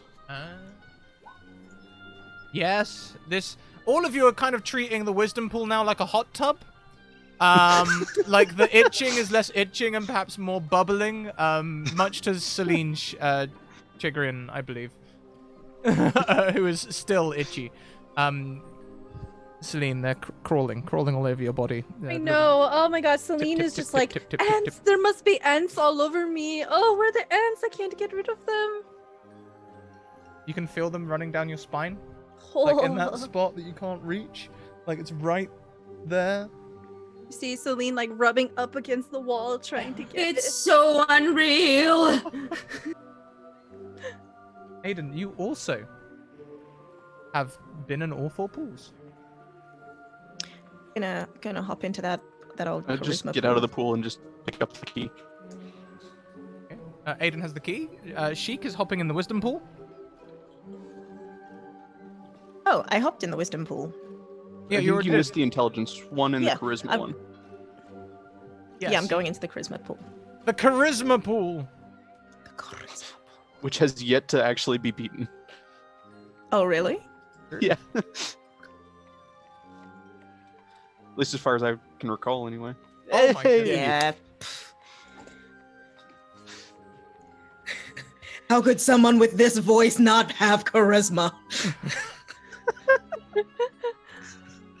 You see these visions, these haunting images, these things that would unnerve most, and indeed they do unnerve you, but not so much as for you to be terrified by them, but rather to be cautious. These visions put you on edge, granting advantage on initiative rolls.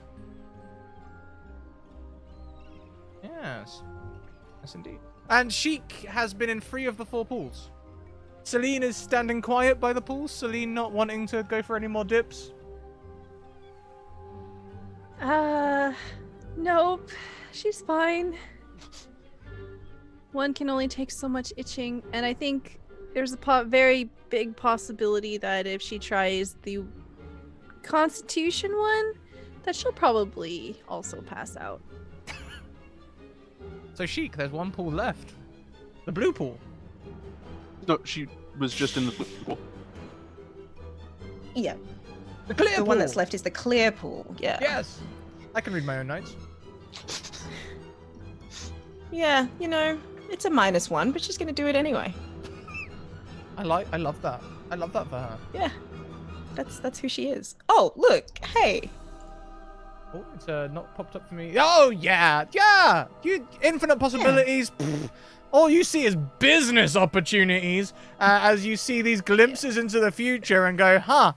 Investment potential. You gain advantage on what was it, on intelligence, wisdom, and charisma checks and saving throws. Now, another person might have decided to go in that pool first for the potential advantage on all the other pools, but hey.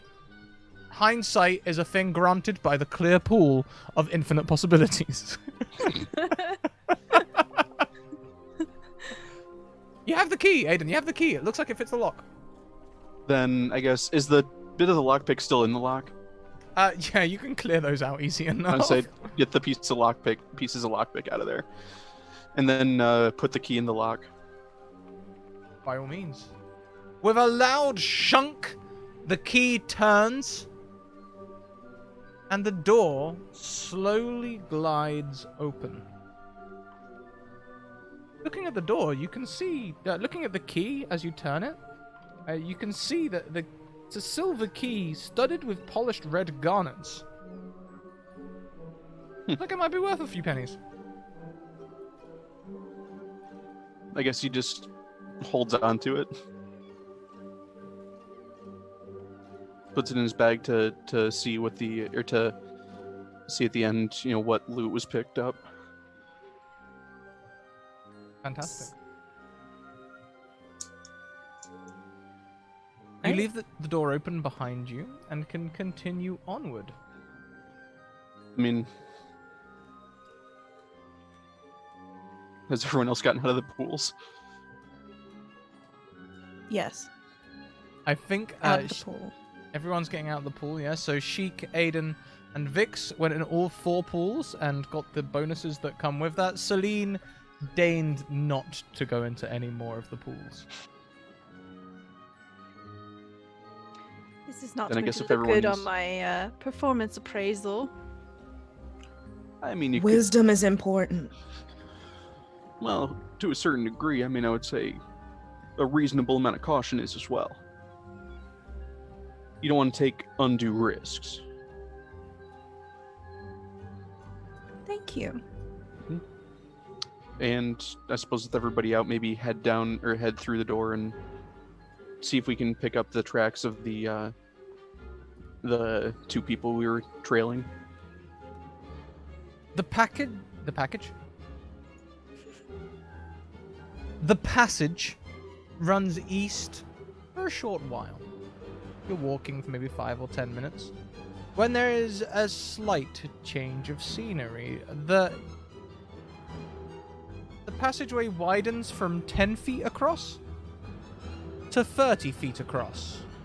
As you pause at the mouth of this room, you can see at the far end, the chamber narrows to 10 feet again.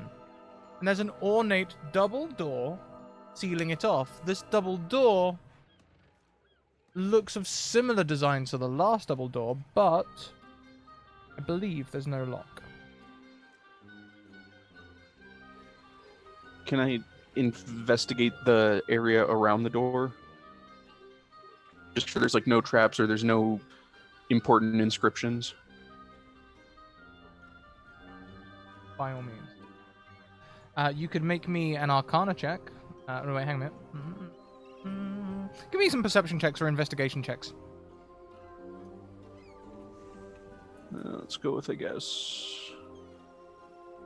Yeah, let's go with investigation then. Okay, yeah. Anyone else want to bandwagon on this? Yes. Sure. Yes.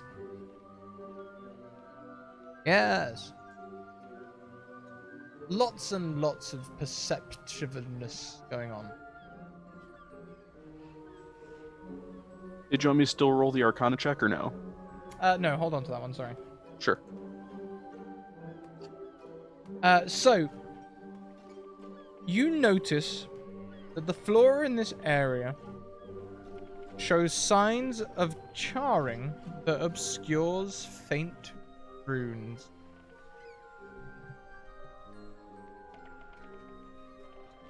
You also notice that perhaps one of those tiles further up ahead gives way if weight is applied to it. It looks like it's not. It looks slightly covered.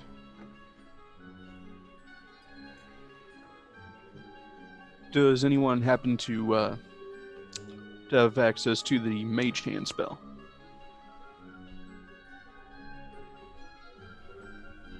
No. Well.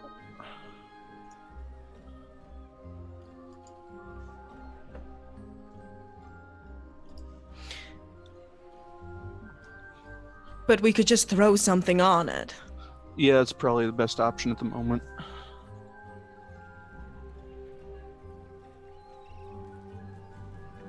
Everybody stand right back.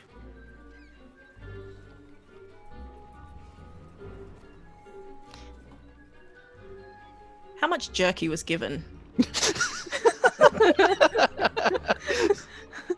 I mean, you said it was a half a pack, so...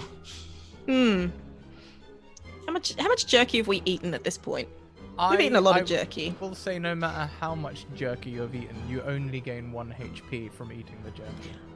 Well, no, Oh, it's the weight. Jerky weight. Yeah. Oh, yeah, you've all been dipping into that bag. You know, like when you look back at a cup of tea and go, "Oh, I've got some." Ah, no, I don't. Or when you look into the jerky bag, your hand fumbles around, and you find just the crumbs. Oh. That's a sad bag. I get a dagger out of my pack and pass it over. Why are you giving it to me? It looked like you were the one thinking about throwing stuff, but I can do that if you would prefer. I mean, yeah, go ahead. Throw. Celine's gonna like plaster herself up against the wall, make herself as small as possible. Let's So bring Lou up to what- speed quickly. So your passage headed east for a little while. The 10-foot passage opened to a 30-foot passage, and then closed back down again, leading to another set of double doors. This seemed strange, so we did some perception checks and noticed several traps, including faint scarring, faint runes, a tile that looks as though it falls away, and other things. There are several traps in here. How far back does the charring go? It covers like a line across the whole center of the room. Maybe don't stand on that line. Yeah, that might be prudent. The line is about 10 feet across. Should we back up to where the room opens up? So it, Well, I mean, It's I was about to... No, go ahead. just so I have it in my mind properly, it's a line straight down the room from door to door, or from side to side. Side to side. However, there are no spouts or drains or gaps in the stonework. It doesn't look like a mechanical trap. There's just these runes.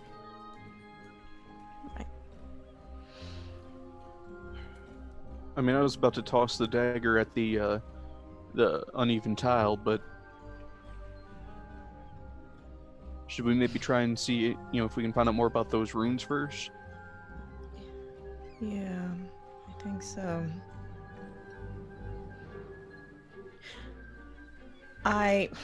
Do we have 10 minutes? Because I'll ritually cast Detect Magic. I mean, I'm fine with waiting. Then that is what I will do.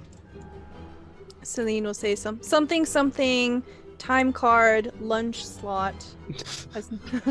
You have a 10-minute sanctioned break. So she begins casting whilst everyone else takes a break. Perhaps you can dip into those rations that have been sitting around in your bag for a little while. When the detect magic goes off, these tiles radiate evocation.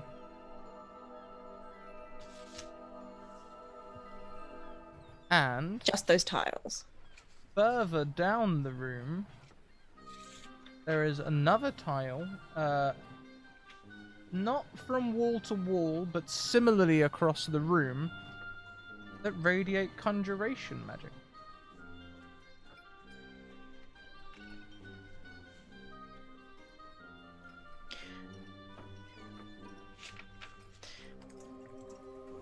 be careful. There's something over there, conjuration magic, and over here, evocation magic.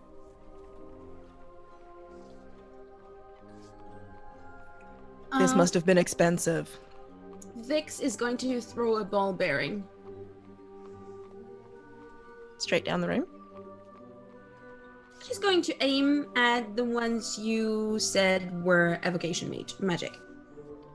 Okay. The ball bearing will land on the tiles and roll harmlessly along.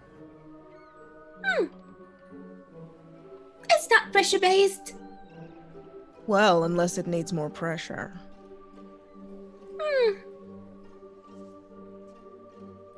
With your detect magical spell, you can tell this is evocation magic. It's definitely magic, and its trigger is magical, not mechanical.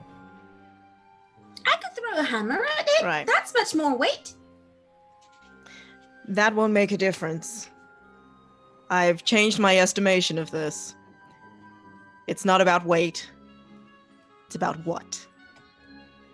Probably. Maybe. Likely.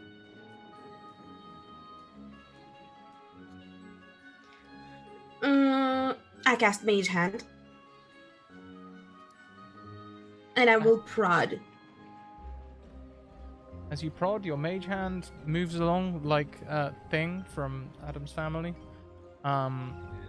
It's really Adam's Family, but more like Mrs. It. I don't know the English name for it, but I don't remember which version of Adam's Family had a Mrs.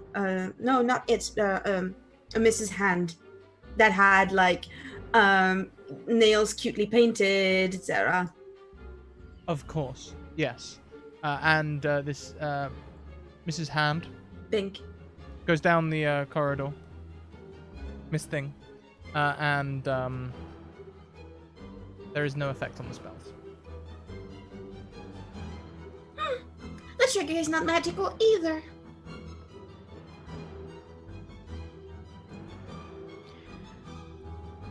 We could just go. Yeah. Well, evocation magic can be usually avoided if one is dexterous enough.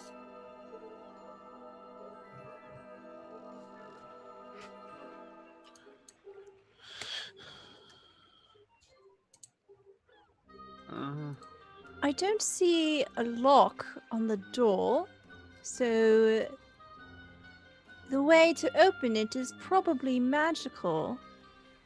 Well, is there a doorknob on the door, or like a handle or something?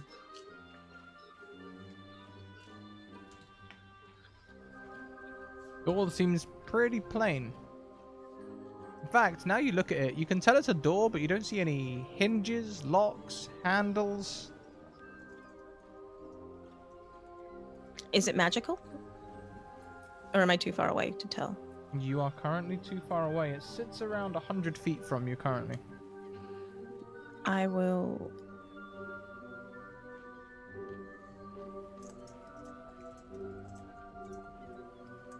And the first spell starts how far down the room? That's pretty much where the 100 feet line is. Oh, okay. Well, Celine starts stretching, takes off her backpack. Little tear rolls on her eye. Please be sure to note this in my performance review. I will go have a closer look.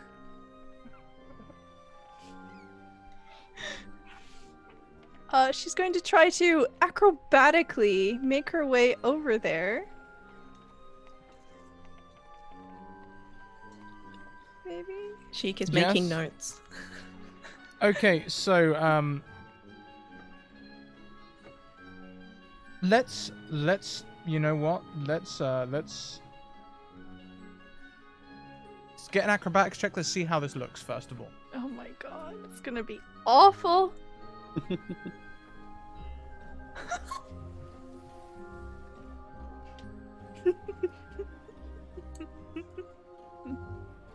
When any creature enters this area, each creature in the area takes 1d4 fire damage. Oh no. So how does this 4 in acrobatics look as you oh.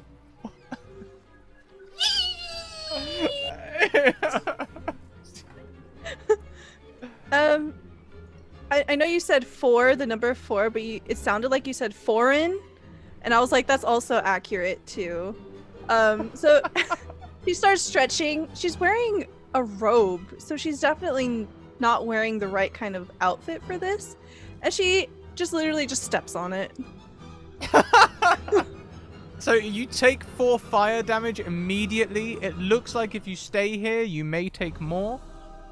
Would you like to make me a dexterity save to dive off of this fire trap? Yes. Hey, on a 16, that's not too bad. So she sort of rolls off of it, and she kind of leans up against the wall, and she looks very tired and very beaten up, and she says,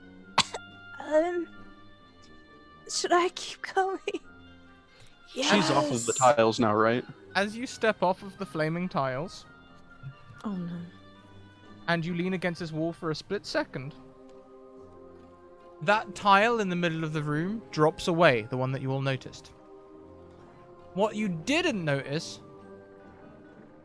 was the rest of the tiles in that strip also looked as though they may drop away as Celine falls into a pit.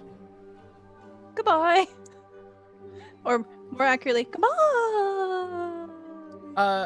It's only a 10-foot drop for 1d6 damage. I'm tired of damaging you, please, Celine. Would you mind rolling that 1d6 yourself? Oh, okay. I see the way it is. Not I taking see it. Hurt yourself, so I don't have to. Oh, yeah, I I'm at 0 hit points now. Celine lands with a flump in the pit. And what you may not be able to see from your vantage point, but we'll describe it for Celine, is the pool begins to fill with water. The pit begins to fill with water. Oh no, we're not doing that. Oh, if only there was water in here to break my fall. I mean, glug, glug, glug. Question is, can Celine swim? She's Not unconscious. knocked out. I She's mean, really yeah, good at normally. floating right now. Chicanery's gonna run in there. And I mean, fire, okay, cool. But she's running.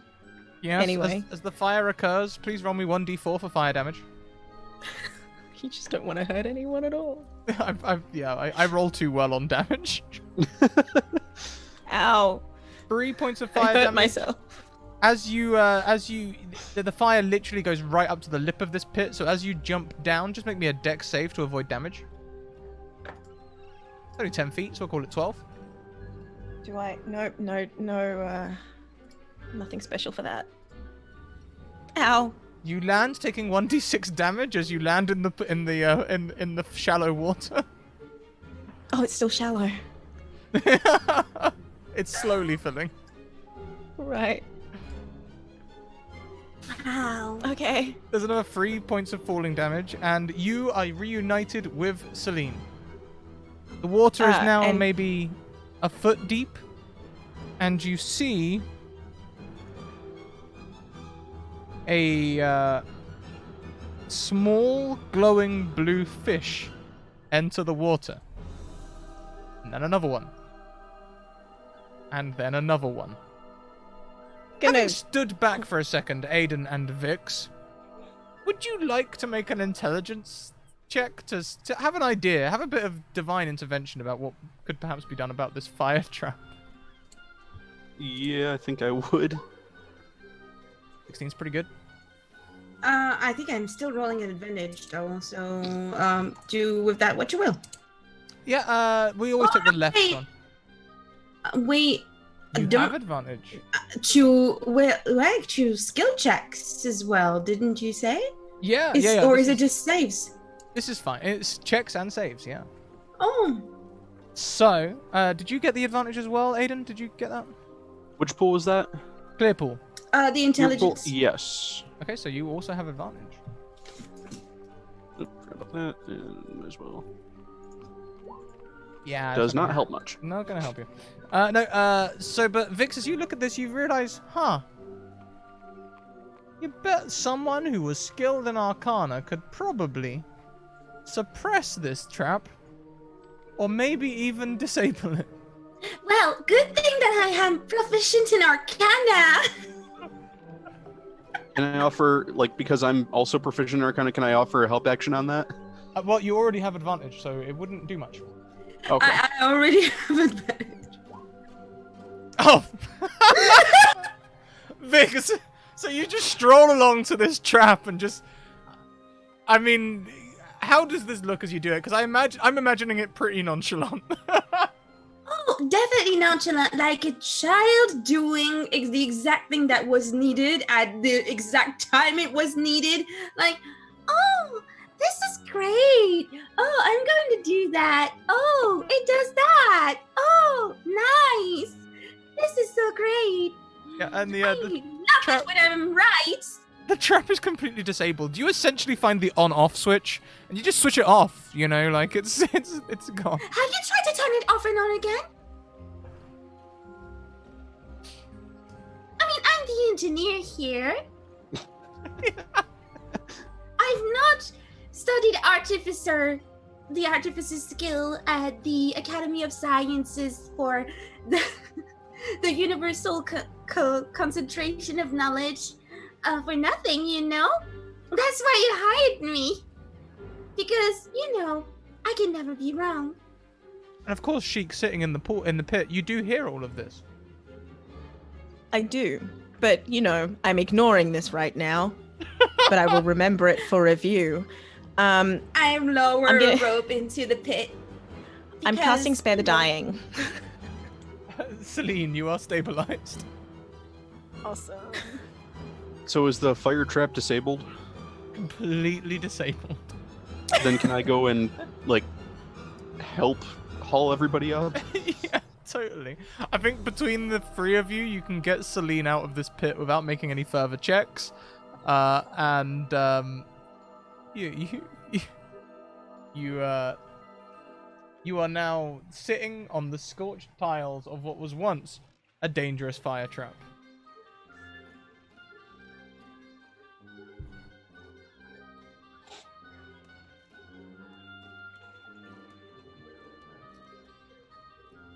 Celine is unconscious, but her hair is somehow still perfectly in a nice bob.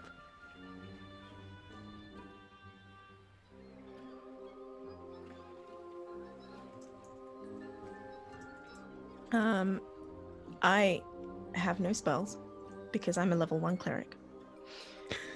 Does this? I have mean no that we- spells that could help you, like, heal, so... Well, I mean, there's no spells that could heal you at this So- point. Vix It is, would- is a sociopath, so she has not taken cure wounds. And having done a fair bit of healing, you would know that your options when you're out of spell slots, Sheik, and maybe the rest of you as well, being arcanists and other such things, you know that when there's no spell slots, you have two choices. You can either wait to see if the patient recovers, or you can try and do some medicine checks to try and revive them. I will do a medicine check. I'll help. Go for it. Good luck. Your medicine checks are made with advantage, I believe, because of the pool. So that's a 17. Celine, you gain 2 successes on your death saves. Great. Do I actually roll the last one? Make me a death save. Let's see if you recover on your own. Okay. Yeah! Ooh, Yay. Yeah, you're Yeah. up with 1 HP. Well, in the meantime, because apparently Vix is the expert here, she will look around and see if there's more traps that need disabling. I mean, Well, there's at yeah, least there's one the down there. Yeah, the pit seems to have been sprung. It is now a 10 feet deep pool filled with these light blue glowing fish, which are all kind of when one of you steps close to the edge, they gather near the surface, and when you step away, they all disperse again. Oh, Magical piranha. nice. Oh, as I was saying, more traps. There's the conjuration one left, I think. Yes, I believe you told us about that chick. She can. Yes, I did. You prefer to be called chick or chicanery or? You know, either I mean, I don't works want just to if you're fine. too familiar. Yeah. Alright. You know, chicanery's nice. Chic is chic. Oh, like free. The freak. Chicanery's fine. Freak out. Okay. There's no freak here. There's no freaky. No, just chicy. I'm on chic.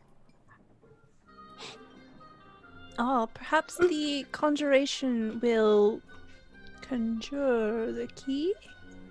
Or a door handle? Well, I mean, it was a line of conjuration tiles, maybe not wall to wall. But Going to check that out. Should I roll Arcana? Sure thing.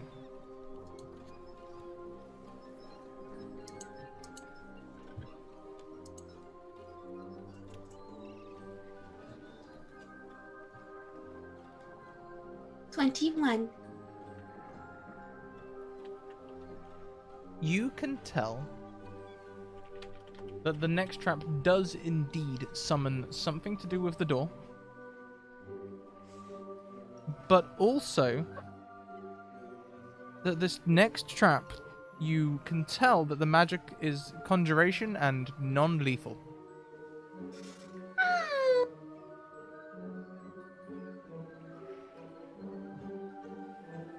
And activated by stepping on it, or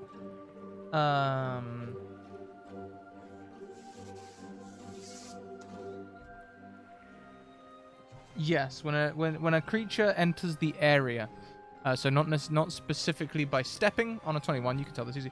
Not specifically by stepping, but just being in the vicinity of that trap.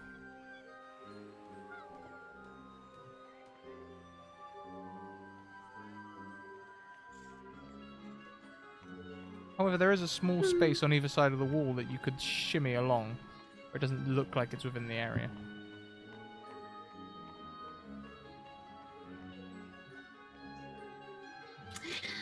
should I spring this trap? Or should I go to this tiny space over there? If we can avoid springing anything, we probably should. Sure, it is non-lethal, but as you said it was conjuration, I do not know what it will conjure. Maybe it will conjure something that is lethal? Exactly. Let's avoid it for now. So many Is choices. Sheik any closer to the door? If you would like to jump across the pit towards the door, you could. That sounded innocuous but dangerous. If you'd like to jump across the pit to the door, you may try. all those fish get very excited. All those fish, yeah, they can. It's like they can smell fear.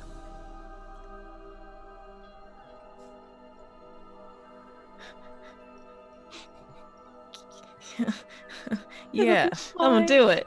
It'll be fine. It'll all be fine. Let's just do it. To be clear, because the traps are pretty much right on top of each other, you're going to jump across the 10-foot pit into like a side shimmy so as not to spring the next trap.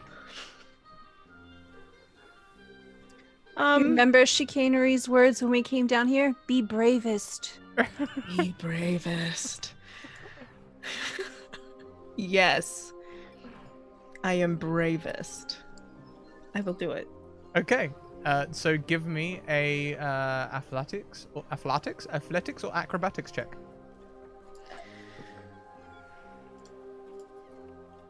No.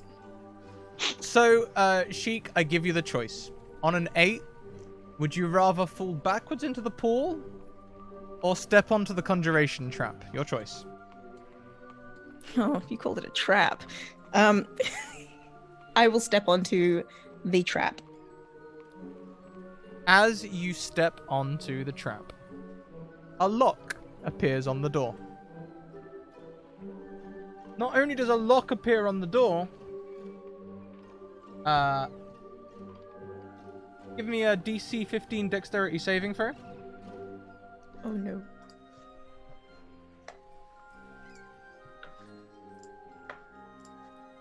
Yeah, you're Okay. fine. Yeah, that's fine. It's fine. It's fine. You see, in the space where you just were, a poof of magical dye. You can tell, looking at this dye, especially Vix with their 21 Arcana, that the dye is non-toxic, cruelty-free, pet-safe, and hypoallergenic. But looks like it persists. Oh, so this was a trap for my suit.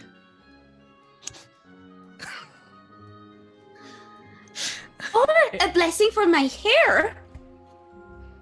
Or possibly a mark, just to let other thieves know that people had fallen into traps.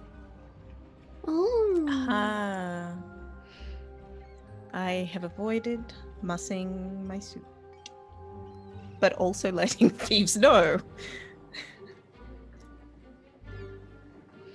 I'm assuming I'm still on the fire line side of the pit.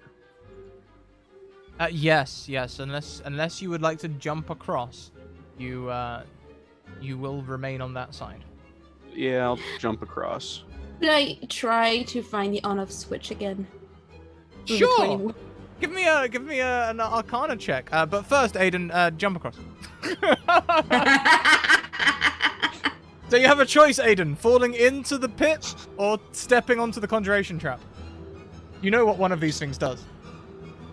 Stepping onto the trap, Make me that DC 15 dexterity save. which do I still have advantage on that? Did you get advantage? Oh, you don't need I got the advantage pool. I didn't know if that was one of them. Oh yeah, no, that's just intelligence, wisdom, and charisma. This, however, as you nimbly dive off the thing, you again see that green poof light up. You'd have to truly be a terrible thief to be caught by this trap. Vix, would you like to roll me some Arcana to try and find the on-off switch?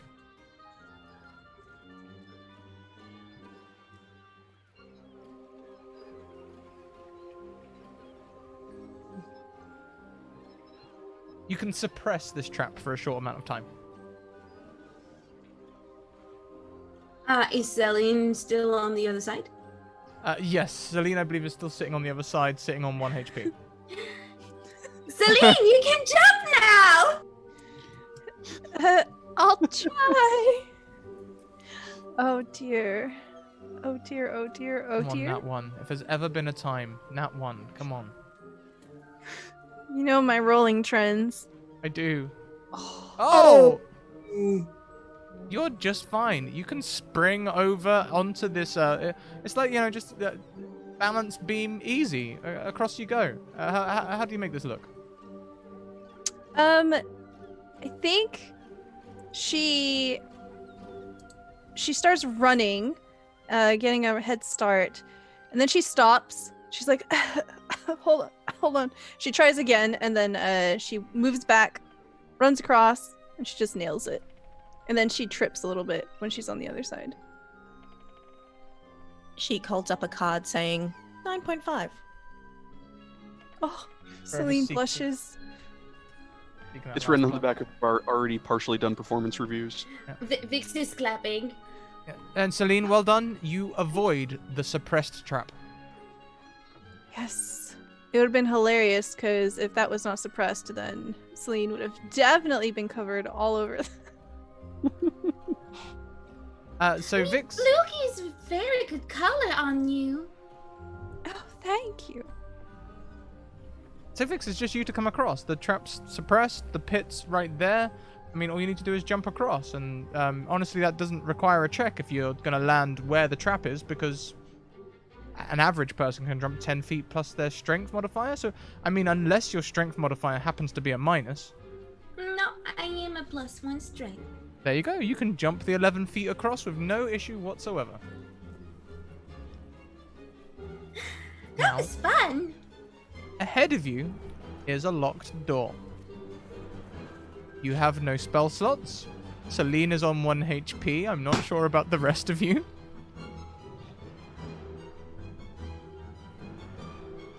I mean, do we still have a working set of thieves' tools? I didn't break mine. Well, I guess first, Ye- can I roll a investigation to check out the door and make sure it's not trapped or anything? By all means. And when I say that a lockpick snaps, any thief carrying one lockpick is underprepared. So you have a bunch of them. The door. Oh, look, there's a lock. Guys, there's a lock. Don't touch it. We don't want to turn into Snick Snack skin.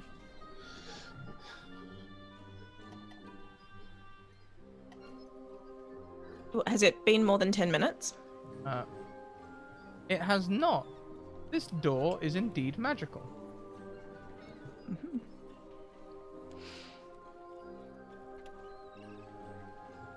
Second for Perhaps. the type of magic. Yes.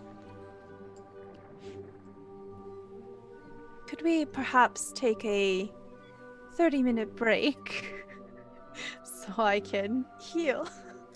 Well, usually such breaks, it is recommended to stop for an entire hour. Otherwise, well, your cycle of sleep will not be completed. I think she wants us to get a really good nap and maybe to compete with the one she had, a Yes. while back. That's why I'm just relaying the information that doctors recognize an entire hour for such short rests. Chic. Please tell me, what is your sending stone ringtone?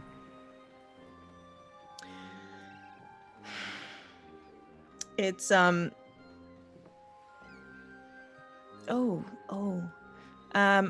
want to break free. And it comes through in that kind of monophonic sort of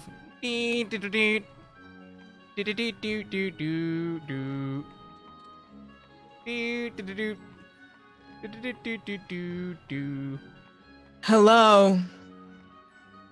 Hello, dearie, it's Edith. Yes. I just wondered if you were coming back to the office this evening or whether I should lock up. Is something there? Well, evening. It's 8 p.m. I assumed you'd be back this evening. Oh. Well, I mean, we're by a pit. We just jumped it. So you'll But it is evening. You'll be resting on location tonight then? Yes, I believe so. Shall I send some fresh adventurers tomorrow, or will these ones be staying?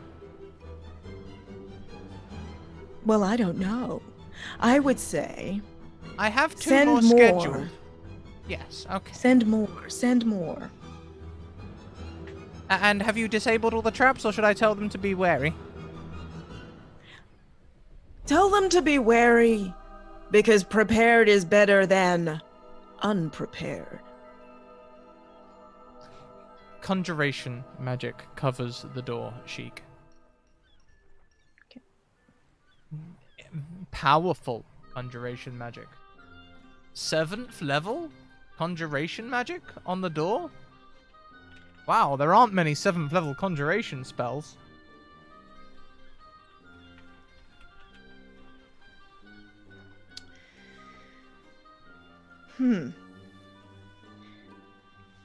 Edith, make sure they're very, very, very prepared.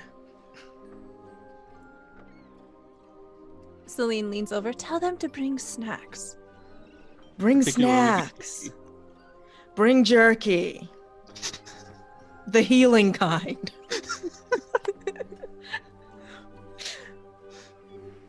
If I ever have a phone in D&D, I want it to ring just like the cum of the Totally Spies. Do-do-do, do-do-do, do-do-do, do-do-do.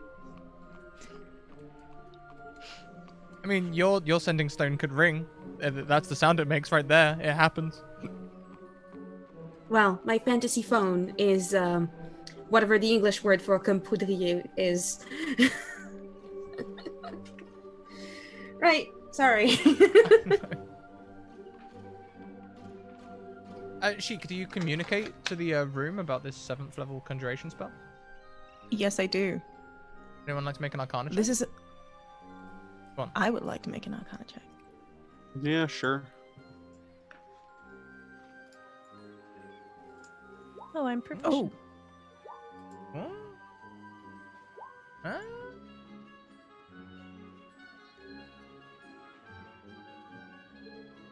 So, between the three of you, Vic's not joining in on the Arcana.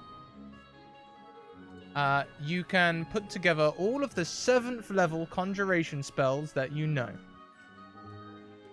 Conjure Celestial. Magnificent Mansion. Mordenkainen's Magnificent Mansion, being the full version. Plane Shift. Teleport. And Temple of the Gods. Usually when there's such conjuration spells on a door, it inspires me travel.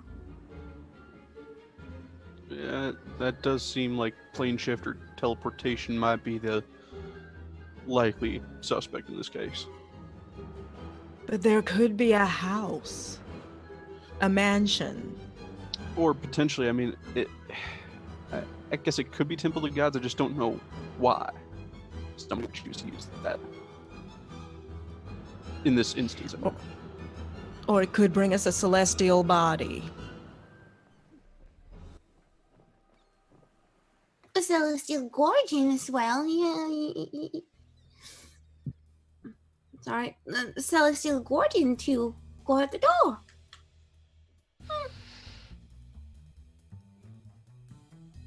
Do we trigger it? I could try disabling it. I'm gonna try disabling it. Try disabling it first because we don't want to trigger any traps if we don't have to. Yes, I mean, if I fail, it's gonna be triggered anyway. So if you're okay with triggering it, might as well try to disable it. I mean, what about you guys? What do you think? Celine will stand behind chicanery. Chicanery backs up a little and holds up their shield. And I think Aiden's readying the shield spell as well. All right, let's get started. On that 13 Arcana check, everyone undergoes teleportation. Vix, Aiden, we may not know where you end up because you end up separate to Chicanery and Celine. Sheik, Celine, in this room there are slabs set along the walls of the stone chamber. Looks like they hold human-sized bodies. In fact, some of them hang open, and you see them wrapped head to toe in strips of white cloth.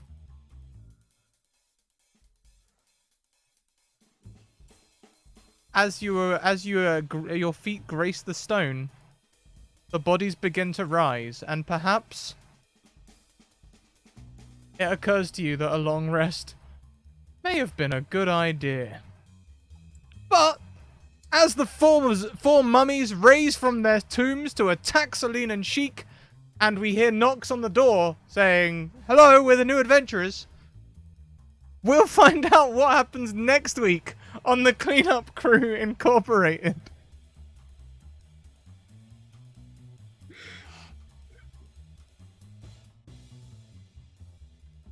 let's go around and talk to everyone at the end of the show. Tell us who you are, where we can find you, and all of the wonderful things that you get up to online. Let's go the opposite way around and start with Chantel B. Hey, I am Chantel B. This was really fun. Thank you to Lou and Sam. You've been great.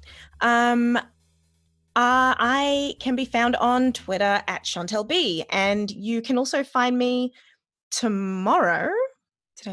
Tomorrow, playing Eternium Gate at Do Respite, which will be very fun. It's a Savage Worlds game. I'm everywhere, always Chantel B at Twitter. Yeah.